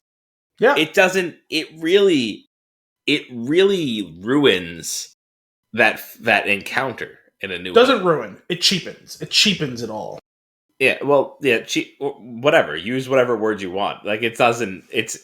it's not that cheapening it is ruining it, because up until this point, the whole idea being that, like, yeah, they have not been in each other's path since Anakin was Obi-Wan's Padawan. Like, I don't know. It's just silly. It didn't. And again, it's funny because it's like you almost want to give back a little bit, because the stuff that they did do between the two of them was so cool. But you said it before, like, it's really cool fan fiction. Yeah. I was wondering, like, early on in the show, like, are we going to see them encounter each other? I think it may have been even something that you had mentioned of, like, will it be some sort of, like, force cave situation where Obi-Wan is, like, training himself to get, and he has to kind of face his fears of what happened to Anakin in the form of Darth Vader. Like, that would be kind of cool, and I can get on board with that. But this, I'm not really on board with the execution. It's just it makes it very clunky. The pros do not nearly outweigh the cons. No, and also, like, we've talked about some of the narrow ways it cheapens or ruins or whatever, but in a wider way. And I'm gonna probably miss some, but I'm gonna kind of just gloss over some of the things I remember, because I was thinking about this some, and then it was actually expanded upon and stuff that I hadn't even made association with when I was listening to Rule of Two. When Amin and Maze were talking about after the finale, this show actually becomes kind of even like a cheap pastiche of, like, so many things in Star Wars, because they ended up not just doing homage to or kind of showing, like, the cyclical nature, because there's always been a cyclical circle type of thing in Star Wars where things rise and fall in ways that parallel each other. But they just flat out ripped off a bunch of their own stuff, like self-cannibalized. The whole, as cool as the thing with, like, the Anakin Vader voice was, that whole thing happened in Rebels when Ahsoka fights him. She chops off part of the mask, and they blend the voices together. Yeah. The Reva hunting down Luke on Tatooine happened in Rebels. Was Maul. Obi-Wan, spoiler, Obi-Wan kills Maul finally for the final time when he tries to track down Luke. Right. There was they kind of sort of ripped off the Jedi Fallen Order stuff with the Castle Inquisitorius thing, with them fleeing and out to the water and everything. All that, yeah. And I don't know chronologically which one of those things is supposed to happen first. It doesn't really matter. Reva's story kind of sort of mimics too closely Trilla's, also from Fallen Order. There was one or two other things I noticed too. It's just like, we've done this before. Mm-hmm. So, like, even some of the cool things they did, they weren't even, like, original ideas. Yeah. I just don't. I know you weren't big on The Sopranos, but there's a great line in the show. I think kind of the line Uncle Junior had: if you're gonna come heavy or don't come at all. Like, if you're gonna do this, do it right.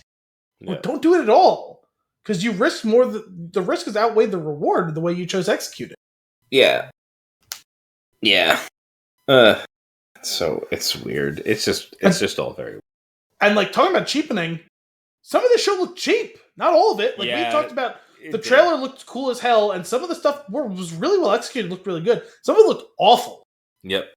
One of the things that looked so strange to me, so off-putting, was when they escaped in the ship and the Empire is following them and shooting at them, and it's, like, awkwardly dodging the lasers in, like, this weird loopy like U-shaped pattern that the ship is making. I was like, I gotta be honest, motion that's happening right now. I gotta be honest, that one I won't even call, like, what I was talking about, like, copying or like pastiche. Like, I feel like that was homage. That was pretty clear homage to Empire Strikes Back, when the same executor class Vader's ship, or whatever it is, that's chasing the Millennium Falcon. That's fine. I mean, the actual visuals. It looked it looked bad. cheap, but it was like, it was meant to evoke that scene, and, like, I'm actually fine with that part of it. They even remixed that theme that's playing behind that chase scene. Yeah, in it, like, it's pretty instantly. I thought that was. I'm fine with that. It's just it was like the weird dodging moves that the ship was making. Well, I guess that's my point. Is, like, because it was done without CGI at the time, it was done with, like, models, whatever. Like, the evasive maneuvers never really looked good in the original Star Wars. They weren't really evading. They were just using their shields were just kind of up. I feel like that was like how it. That's like kind of the way you could hand wave it away in the older stuff. Oh no! Like I mean, they made the jokes in I don't know if it was Blue Harvest or something dark. It was something Dark Side because that was the Empire Strikes Back one, and it was they're talking about like escaping, and he goes, "I know some maneuvers," and they're like, "What? Listing slightly to the left?" And they cut back to the Imperials on the Star Destroyer, and they go, because you see them just listing slightly to the left. He goes, "Whoa, this guy knows some maneuvers."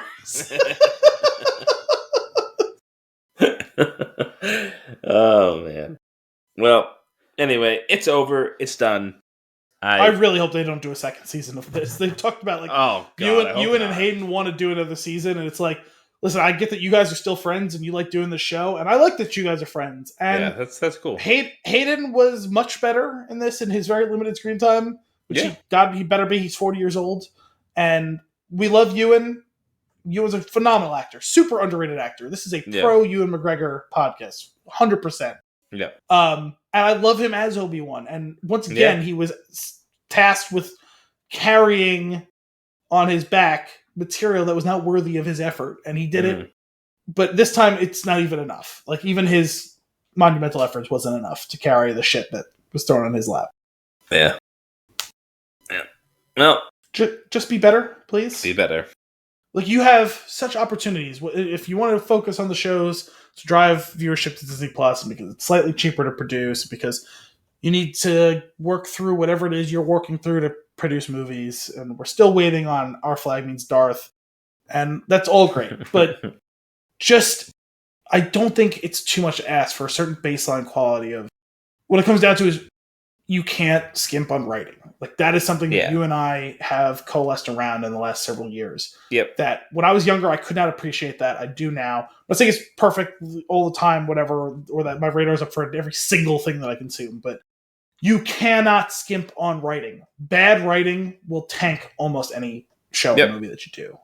You need a baseline. Everything doesn't have to be fucking Glenn Garrett, Glenn Ross, or whatever. Like, no, you need a relatively compelling story that makes sense. Yeah, more on terrible writing in a few minutes. Yeah. And with that, let us get into our flick of the week. Fantastic Beasts: The Secrets of Dumbledore. Released in 2022, rated PG-13, with a 2-hour and 22-minute runtime. Professor Albus Dumbledore must assign Newt Scamander and his fellow partners as Grindelwald begins to lead an army to eliminate all muggles. They can't even write the synopsis well. That's not what happened. But sure. It might as well have. It's fine. It's enough. It doesn't matter. Like, it doesn't matter. Part of what happened, I guess. It doesn't really matter. Al, give me your hot take. J.K. Rowling wrote one of the most iconic book series of all time. That does not automatically translate to the ability to write screenplays. I can't recall a movie that had more things going on and yet nothing happening. 4 out of 10. Oh! Sorry, I just got really excited. We had the same score. I figured it was going to be pretty close. Mine is what? Wait. What are the secrets? I gave it about as much attention and detail as they did the movie. It's just 4 out of 10. Yeah, I want to like it because I enjoyed the first one. The second one, not as good, but like each one has been worse than the one before. It was like okay, all right, let's see where they go next. And then they did this, and I'm like, wow, no. Now you've completely lost me, and frankly, you've lost the right to make it because I'm sure they're done, right?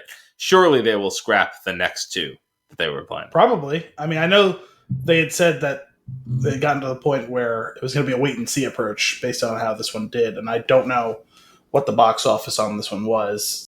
It's just like, what were they doing though? Like, no, I have no idea what this movie's about. I reread the synopsis of it before we recorded. I watched the movie and I still don't really 100% know what it's about. Well, you know what it is? Oh God, Jesus! They did so like I feel like they were. Hang on, while we're on the topic. Sorry, estimated $200 million budget. Opening weekend, U.S. and Canada, 42 million. Gross U.S. and Canada, 95 million, almost 96 million. Gross worldwide, 400 million, which ostensibly that's profitable, but there is some funny money situation with the worldwide stuff. Like, because even when movies are productive, profitable, it's not really, because I think the amount of money it takes to bring it to market in those, and market it in foreign countries, their profit margin is much lower. Right. So, I mean, this is technically still a profitable movie, but this is going to be one of those ones that we're going to probably wait a while before they announce what they're going to do. Yeah, for sure. I feel like it's probably over. Ultimately, it seemed like, from what I remember of the previous movie, which is not a ton, but from what I remember, I feel like they were starting to lean into some interesting things with characters and their backgrounds and their stories. Lestrange, for example. And they did. I feel like it was a slap in the face to remove his memory and throw it into the ether, because that's pretty much what they did to the audience. It was like, wait, don't you have a story to tell there? Not anymore. That's how they executed that. I was actually super confused about that situation, because he just decided to remember at the end? I don't understand. So he didn't forget that he was working with Dumbledore. He forgot that Grindelwald killed his sister because they removed that memory. So I guess he remembered what he was doing, but no longer knows about the motive. Yeah, and so that's my confusion, is because I thought that's what Grindelwald said. It's like, okay, I get that you're here. Like, you've told me you're here to spy on me, and but then he lets him stay. Dude. Like, I guess he appreciated the truthfulness, and that's fine. Maybe he thought, okay, this is a situation where I can feed the information I want to Dumbledore, because I know he's going to be spying on me anyway, so I might as well be a spy I'm aware exists. Like, that's fine. We've seen things like that in the past, right? Where it's like, okay, I can maybe turn this back the other way. And so let me take away your memories of your sister. So that eliminates the motive. And so wouldn't you find yourself in a situation in which, without the motives to do the thing, you'd question why you were doing it, and you'd probably stop? Or, it would turn into like a whole thing, and instead he just does the right thing for no reason, because he has no reason to do the right thing other than that guy asked me to. Yeah. And you also get into the nature of, does he not question how and why Dumbledore would ask him to do the thing if he doesn't have associated with why he was brought into Dumbledore's orbit to begin with? I mean, you could argue on the behalf of his humanity in general, like, oh, this is psychotic behavior, I should probably be stopping this anyway. But you would think he wouldn't be quite as motivated without the personal attachment. Right. Yeah, but then at the end, does he get his memory restored? I forget. I don't think you can you? Well, probably not. I just don't remember. Like, you watched it more recently than I did. But I was tired. The retcon spell, and it's gone. The retcon spell. Well, no. So, like, if you remember from the original movies, right? There was the pensieve, which Dumbledore and Snape pulled memories out of their own head and dropped it in. You could watch them, but as long as you bottled it back up, like, you could put it back in. Right. But they didn't do that. It just into the wind. Yeah, he just tossed it. Yeah. So it's gone now. That's how I see it, at least. Yeah, and I was wondering if I was misremembering that, because it doesn't really make sense to me as a story. No, it makes no sense. I feel like, well, largely, like, things that are going on in the movie, like, there's like this whole, we're gonna be really cagey about the plan so that Grindelwald can't figure it out. Which felt like an interesting way of writing, we don't know how to write this. So that's really funny that you mentioned this, because I was super confused by that as well. And you want to know why? Because, like I said, I was really confused about what this movie is about, because I watched it like a month ago. Also, super tired, watched it across 2 nights. Fell asleep some in the first third of the movie while watching it, but rewound substantially to parts I remembered watching before I fell asleep. Watched it back from there. Still really confused by how he could tell the future and all. It turns out I fell asleep earlier than I thought for like 3 minutes, and then woke back up, watched several minutes, then fell asleep for like 10 or 15 minutes. Oh, okay. Woke up again, rewound those 10 or 15 minutes, kept watching from there. So I had zero recollection of Newt helping whatever that thing was. The give Fantastic birth. Beast. The one highlighted in this movie, yes. Yeah. Totally forgot that he helped that one give birth and that Grindelwald's forces stole one of them but didn't realize the other one existed. Right. And that also missed the part where Grindelwald killed it to absorb its ability to see the future. No. Which was a thing that it's not supposed to be able to do because it just tells whether you're good or not. No, okay. So I think he kills it so that he like maybe did something with his blood, maybe some sort of spell so that he can get whatever power it has to see the future. But the main point about killing it was then to like bewitch it so that it would kneel to him in. But that was later, right? You know how you vote. Yeah, well, I was saying that was later. Wasn't that later though? Because I remember that scene, like him like trying to like curse it into being able to do its song and dance routine that he wanted. Well, he killed it upon arrival. Yeah. So did he drown it? Is that what happened? No, he slit its throat. So the other scene was later. Yeah, okay.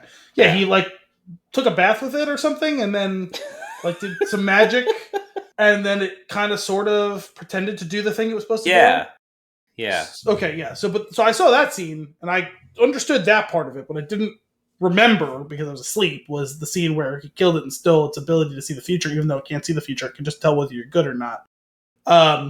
Yeah. And so that explains why he had limited ability to see the future. Now I understand their plan actually slightly better, because the whole thing was he can kind of see the future, which means there's a chance that he'll see a snippet of what we're doing. It's kind of like Dune, like early on in Dune, when he's first getting his prophetic abilities and he doesn't understand how it works yet.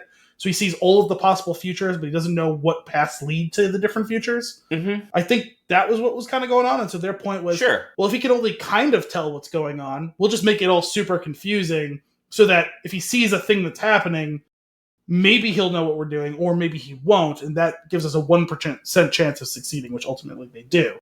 Mm-hmm. So as clunky and sloppy as that is, at least I kind of get that. Like it's bad, but at least I follow it. Yeah. No, I get the point. It's just that, like, what it ends up leading to, though, is a whole bunch of stuff that is garbage. Like well over an hour of just random adventure filler. Oh, that's my point. Is there was so much going on in this movie, but nothing happens. Nothing happened in this movie. The plot of this 5-arc story was advanced 1%. And ostensibly, since it's 1 of 5 movies, it should advance, I don't know, in the 18 to 25% range, right? Yeah. Let's call it an average of about 20% of the story should be. It's what, 1% of the story? Yeah, like at the end, what gets accomplished by this entire ridiculous journey? What happened?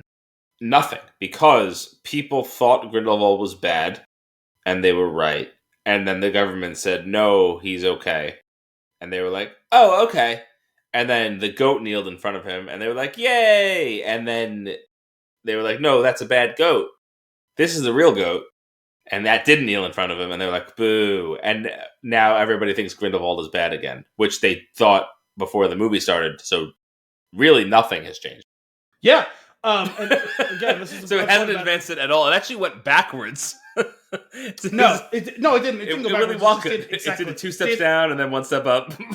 It stayed in exactly the same place. The 1% I'm referring to is the fact that we found out that Credence isn't his brother, he's his nephew. That's 1%. Isn't his brother? Isn't whose brother? Isn't Dumbledore's brother? Yeah, he's his nephew. Yeah. That's 1%. Okay, that's fair. And he's gone now, so we don't have to worry about that, right? Yep, all done. So that's done. Wash your hands. That's how you get rid of your. That's how you get rid of your Ezra Miller. That's how Warner got rid of 50% of its problem. Only cost them $200 million. I listened to something else. I forget who it was because it's like some of the like comedy stuff that people put out. I love these things, like I love pitch meeting and on the shows and all that stuff. But this one guy was like, it's kind of like how in a movie there's a red wire and a blue wire, and you're only you can only cut one. One of them is the right wire, and one of them is the wrong one.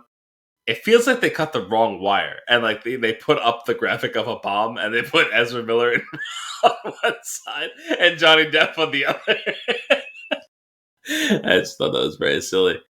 I think in this case they were damned if they didn't. Damned if they needed to cut both wires. Both they only wires. cut one of them and Cut them both. they said our problem's been solved. Yeah.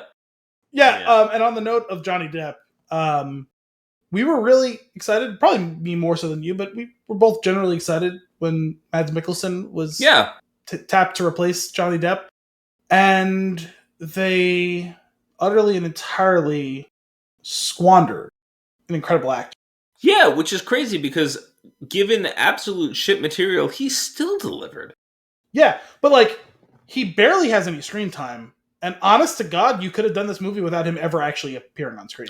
No, that is true. I will say that what he does bring to it, though, even though they did not write it well, is that level of charisma. Like he's a fantastic actor, dude. Yeah. I know there's so many things. You have to watch Hannibal. You have to. I know. He's so good in that fucking show. I definitely need to. But I know. Like, there's a million things. Great. He is. It's just, I'm just like, the movie's an abomination, and then it just like turns into this like, I don't know, the wizarding world of voter fraud at the end. Okay, it's fine. Whatever. Like you don't. Not everything needs to be a commentary on what's going on. Like it could actually just be a story in this wizarding world that takes us away for a little bit into this adventure. It doesn't need to be. I think we've talked about this. Like I don't remember which episode it was on a few back, but it was like not everything needs to be a commentary. Like it might not be your place to make it. Maybe just be a movie. Just be a movie. Yeah. So Warner. Yeah. Warner courageously taking a stance before kind of ultimately running away and saying, I don't actually want to tackle this. Yeah. It's like you get those emails from the company. It's like Best Buy sends you an email like, blah, blah, blah. Like, we stand X, Y. It's like, just don't get out of my inbox.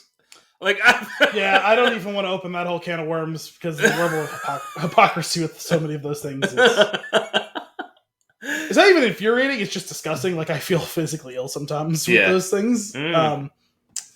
Now, you know what? We've been shitting on this movie for like 15 or 20 minutes straight. Okay. Let's say something positive before we go back to shitting on it for 15 Eddie Redmayne's crab dance. Okay, let's do that one then. I got another positive one we can do a little later then. Okay. Okay. I remember seeing the crab dance thing in the trailer and like rolling my eyes, but in the context of the movie, and maybe it was just the point like where I'd fallen asleep the night before. This movie is so boring, and also I was tired the 2 nights I was watching it. Yeah, and so maybe it was delirium, but I actually found that scene entertaining. It was very silly, and it was very Fantastic Beasts. Like that's the best part about this stuff is when you go back to the roots of his character of Newt and his understanding of these animals and like appreciation of them. That stuff is really fun. Like that feels very Harry Potter. That feels like a very big lived in like world that there's a lot of experience. Like whereas everything else seems so shallow and weird. Like this has depth to it in a very silly way. Like he knows how all of these things work. Kind of. He's guessing, which is also amazing. I think he's like. Well, that's the whole point, right? That was the whole point, right? Is that no one has discovered a thing for this. He's had his theories, and he's been thrust into a situation where his life depends on him practicing his theory and finding out. He was, and so he's not scared, and then started thrusting his hips. Yes, he was scared, but also extremely excited to test his theory. Right, there's like a childlike innocence to it that I kind of love. And as much as I wasn't huge on their relationship for much of the past 2 movies, well, I guess they didn't have a ton of on-screen time together last movie, but this one primarily. The pettiness of the brotherly rivalry throughout this movie, but specifically in that scene where Newt and Shipov were figuring out how to get out of the crab situation, I really enjoyed that. Yeah, you're not doing it right. I'm doing it to, like, if you were doing it like me, then yeah. All like leading all the way up to them getting to the exit, and then the brother stepping on one of them was really great. It's like, oh shit. That whole sequence is really good, and even like the cutaways to the Bowtruckle and the Niffler trying to help with like their end of like getting the wand back and escaping and everything like that. Like that was all good, and how that all like collided in the end was fun. I don't know if I mentioned this in the past weeks, but I went to in Philly there's this exhibit, this like Harry Potter exhibit going on right now, and it was really cool, like real like legit props from the movies and all that stuff.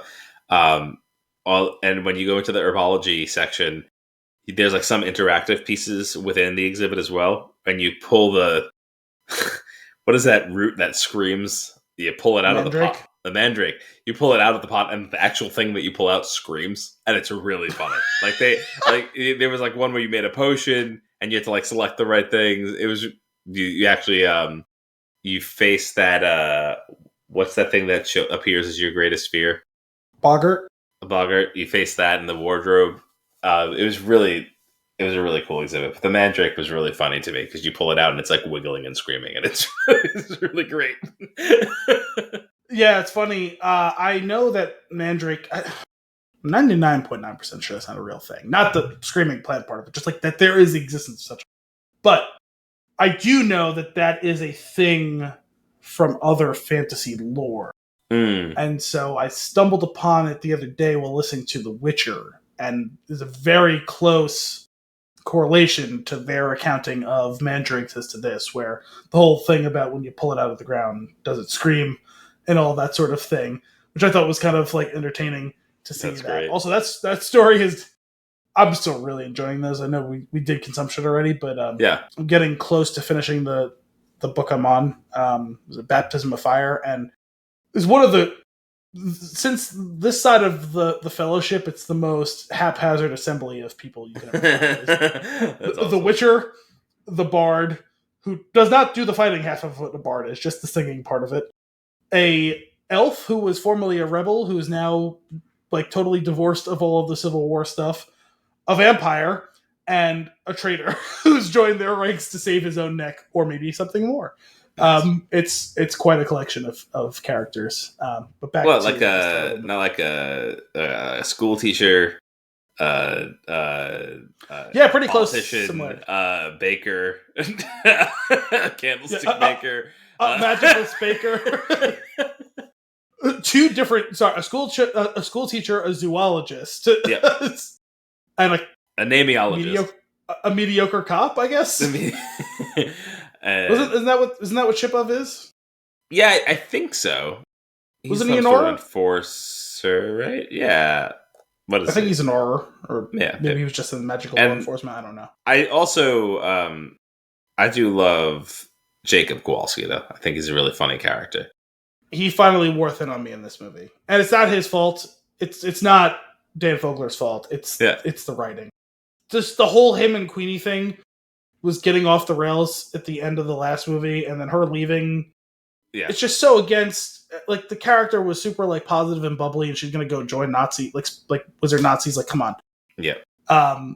Wizard Nazis like it would be like as if someone joined the Nazi party to save her Jew boyfriend.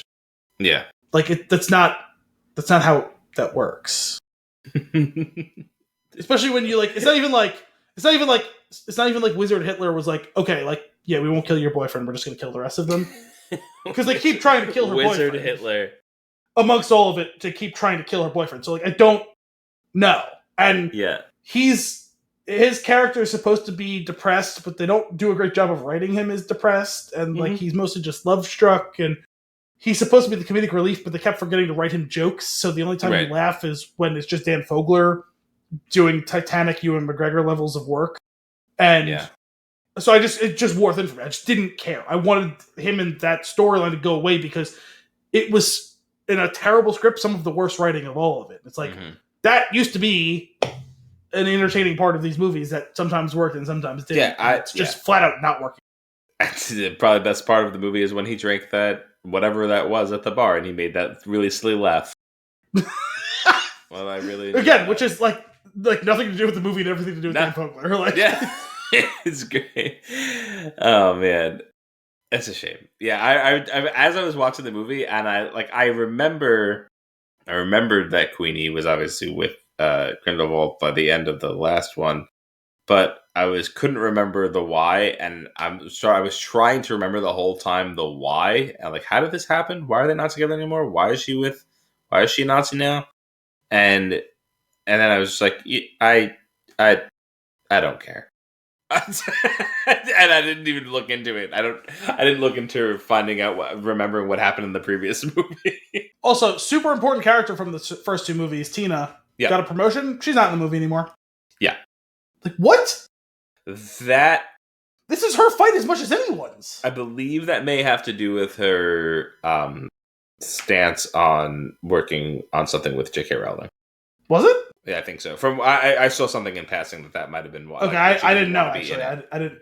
I had no idea that was... I guess I can't say I'm terribly surprised, but I had no knowledge of that situation. I think I had mentioned a few weeks ago that I paid zero attention to the production and marketing of this movie. Yeah.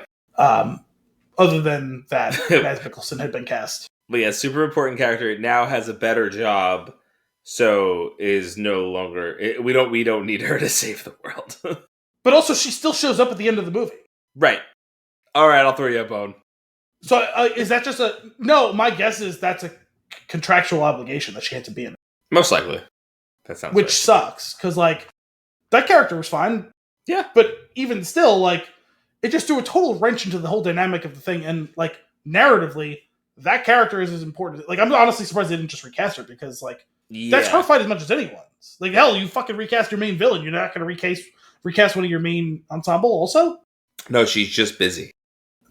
Yeah. Hey, the audience can't see, but I'm hand waving Al away, just like the movie did. You know what I really liked? I love when they were all getting ready to go through the port key. They each have to grab one of the cases, and Kowalski goes to grab one, and Dumbledore's like, "No, not that one." And it's like, and it it's kind of like it's very Princess Bride. Like, okay, but why not that one? Because he should have the one that has it, or we don't want him to have the one that has it. Surely he doesn't have the one now that has the thing, because otherwise he would know and he wouldn't do things the right way. It was part Princess Bride with a dash of Marcus Brody. So surely I couldn't put the poison in front of you. Yeah, but also, you gave the map to Marcus. I finished watching The Last Crusade the other day because I had started a while back, and my goodness, it's so good. Oh, it's phenomenal. I love it. Let's talk about another positive thing from this movie. It's one of the very short list of things that's positive. I have really appreciated, and the vast majority of this evolution has happened under watch, because he took over directing the Harry Potter movies, the fifth movie. Yeah. And from that one on, it started a little bit the movie before it, but really in earnest started in episode 5, movie 5, whatever, Order of the Phoenix, wizard duel stuff. The evolution from Order of the Phoenix, where they learn how to duel. Oh, yeah. And then continue to extrapolate it on 6 and 7 and 8, and continue on through this.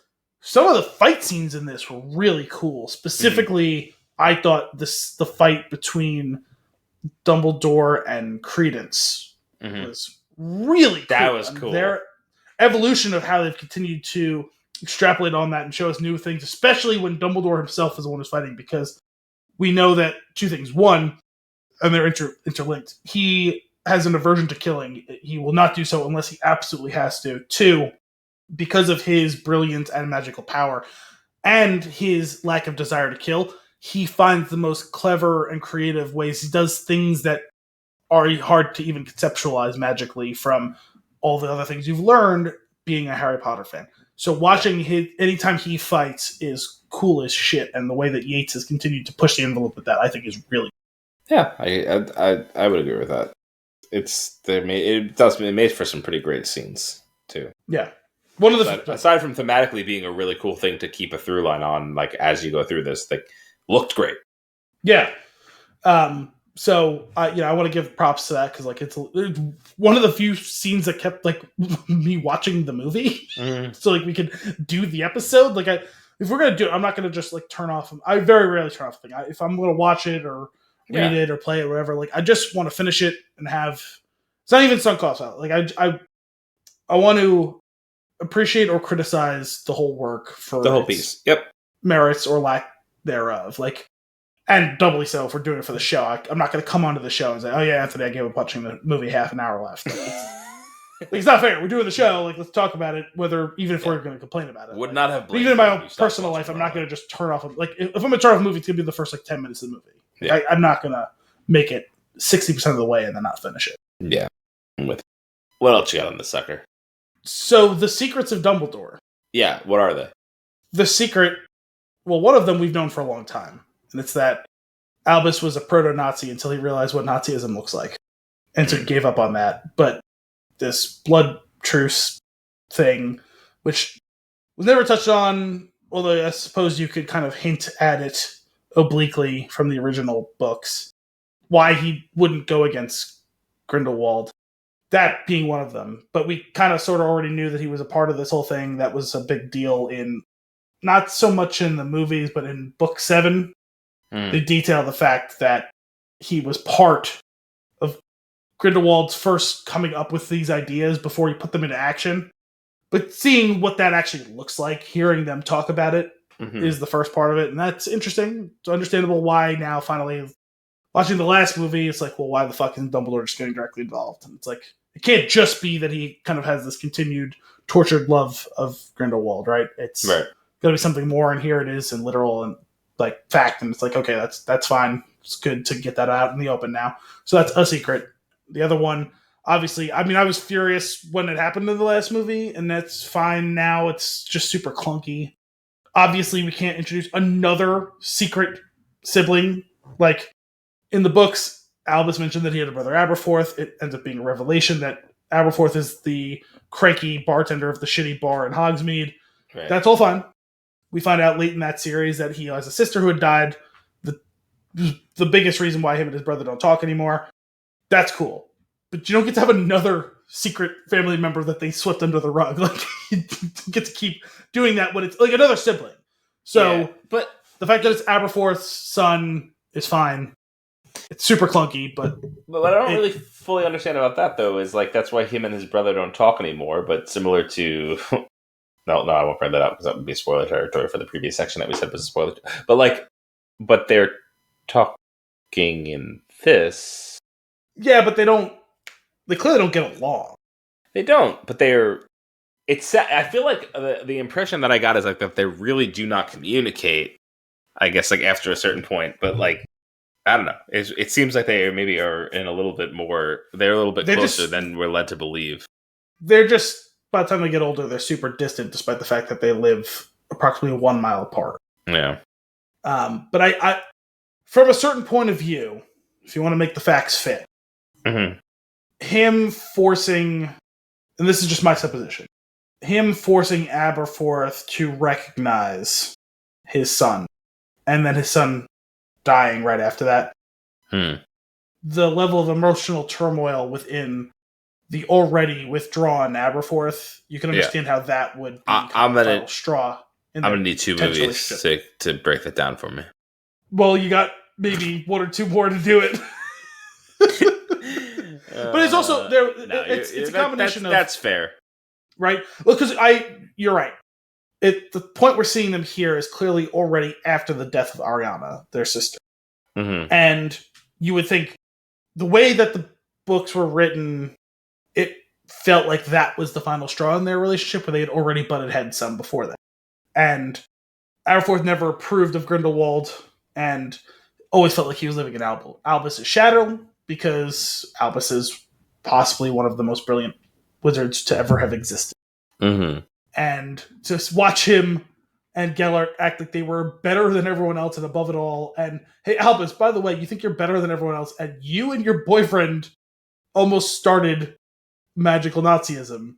And, hey, look, he went on and carried your work and did it himself, and you stood by and watched until you were forced to get involved, right? Yeah. And, by the way, your relationship caused the death of our sister. So you can understand right then and there why things are super tense between the two of them. And in the books, it makes it very clear that things were never the same after the sister died in the middle of their 3-way fight. Yeah.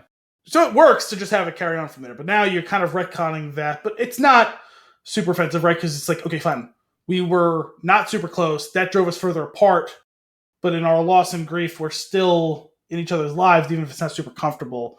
But the final straw could be you making me finally like acknowledge my feelings and acknowledge my son, and then to have that ripped right back away from me again.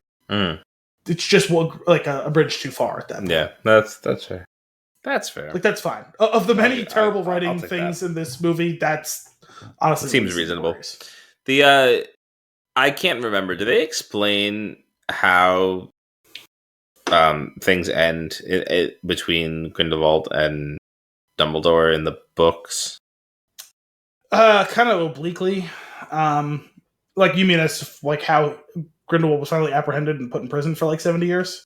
Well, I guess ultimately, like, how does Dumbledore get the wand? So, again, they were kind of sparse on the details, but basically, like, Grindelwald's rising to power. Dumbledore kind of sort of set it out because he didn't want to get in the mix, or maybe he couldn't get in the mix. They talk around that. And finally, Dumbledore is roused to action, fights him one-on-one, defeats him. Grindelwald sent to prison. They never talk about the fact that Dumbledore took his wand until the search for the Deathly Hallows, when you finally put two and two together that he has. But it's just that he defeated him in the duel, but didn't kill him. But that gives him control. Yeah, so they talk about it. They give all the details, but in brief, in the two Deathly Hallow movies. They talk about it much more detailed than the books. To defeat a wizard in hand-to-hand combat, well, not hand-to-hand combat, single combat, you can claim their wand. Death is not required, but that's the surest way to do it. Okay. Because it turns into this whole big storyline over and over and over again with all this stuff, as they're trying to track the lineage of different wands, and specifically the Elder Wand. Because in the end, right, Voldemort gets it because he takes it from Dumbledore's tomb. Finds out it's not working super well, and is like, okay, why isn't it working well? So he tracks down Ollivander to explain the way the wands work. He tells him you gotta win. Yeah, no, that's why he remember all that, but I thought it came down to that you had to kill the person, not that you could. No, you didn't have to, but the history of the Elder Wand was because it was so powerful, people were driven to kill for it. Gotcha. Because there's the whole thing, like, in the book, they explain this actually much better than in the movie. When Harry, Ron, Hermione, and Luna were held captive by the Malfoys, and Voldemort was going to show up to finish things, and Wormtail breaks them out, and they're escaping, Harry, like, cold clocks Malfoy, literally punches him out, and takes the wand, and that was enough to gain dominance of the wand. Oh, okay. Yeah, that's coming back to me.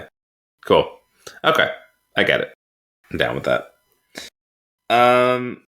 Yeah, we get this.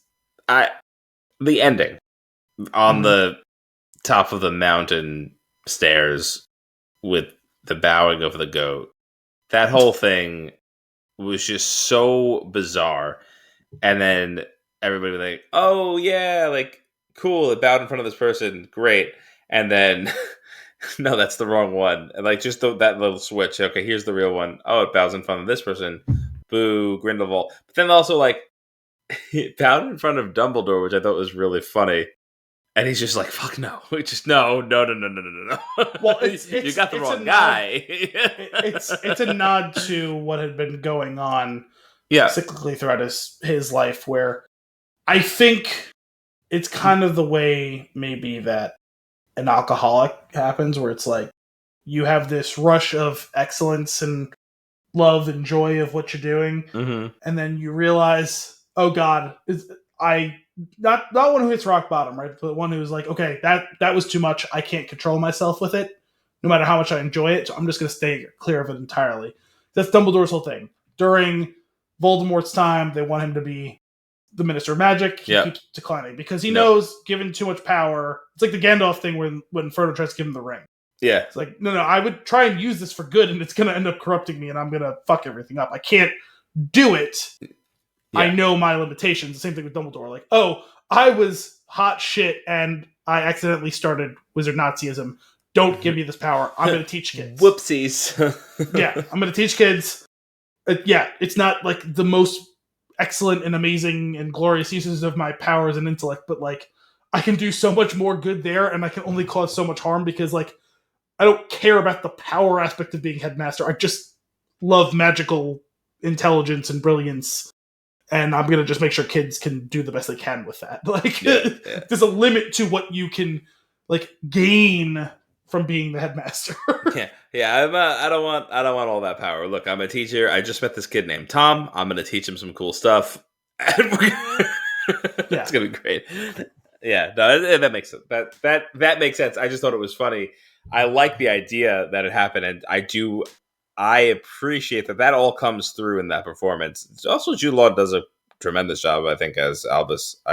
The performances are actually pretty great. It's just the writing. Oh, another tremendous actor who's given shit to work with. Yeah. And it's hard to fuck up the character of Albus Dumbledore, but they come damn close to doing it here. Not like it's just like you didn't give him much to do, and we're talking about Albus fucking Dumbledore, and you gave him a decent amount of screen time in this one, unlike even the last one. Yeah. And as far as like the whole end fight with Grindelwald, and he just decides, I'm gonna get out of here real quick. So we got 2 more movies to deal with the fallout of that. I guess. Him just escaping to live to fight another day, but like you said, it came back full circle, except now he doesn't even have a power base.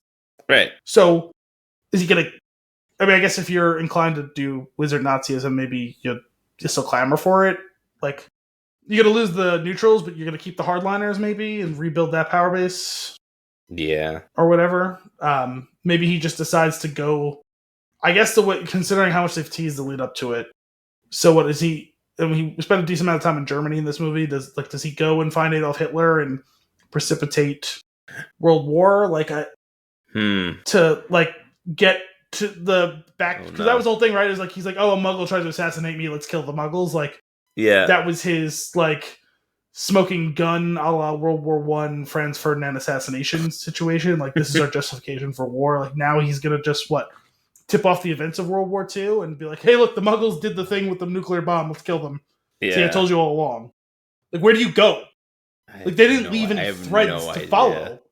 They didn't leave any threads to follow in the next movie. No. The first movie left threads to follow to the second movie. The second movie left threads to follow to the third movie. There's nothing to follow. It's almost like they knew that they didn't have anything good, so they had to end it where it could be over. I guess. Man, it's really bizarre. But I mean, ultimately, if another one comes out, I will end up watching it because I enjoy the music, I enjoy the themes, I enjoy a bunch of the characters. But and it's included on HBO Max. But otherwise, I'm just it's a bummer because like I said, I really enjoyed the first one, and I was okay with the second one, but this was a hot mess. Yeah, I mean, it's a disturbing trend. I would have given we did the first one for the show. I don't remember what I graded it. I don't remember if we were doing numerical grades at that point. Like, I don't know, a 6 or 7, right? Like that, it was fine, solid. The one after that, probably a 5 or a 6. Yeah. And this one's pretty firmly a 4, if not lower. Yeah. And what's the next one gonna be? It's nothing because it's not coming out. Well, do you have any other closing thoughts on this movie? I don't think so. Like I said, I was bored early on. Yeah. It just makes me want to rewatch the Harry Potter movies. Sure, yeah. I mean, I catch them still. They're on TV all the time. I love them so much. A bit here, a bit there on occasion. Yeah. I almost want to reread everything again, even though I did it for the first time not that long ago. It's funny how that happens, where you want to just get back into it. And it's like such a commitment. So good. Well, that's all for this week's episode of Flix in the Six. We hope you enjoyed it. As always, if you have a movie for us to review or nuggets for us to discuss, you can send those requests to flixinthesix@thespintune.com. Tune in next week for more movie and beer goodness. Until then, I'm Anthony Costanzo. I'm Al Bielsi. Thanks for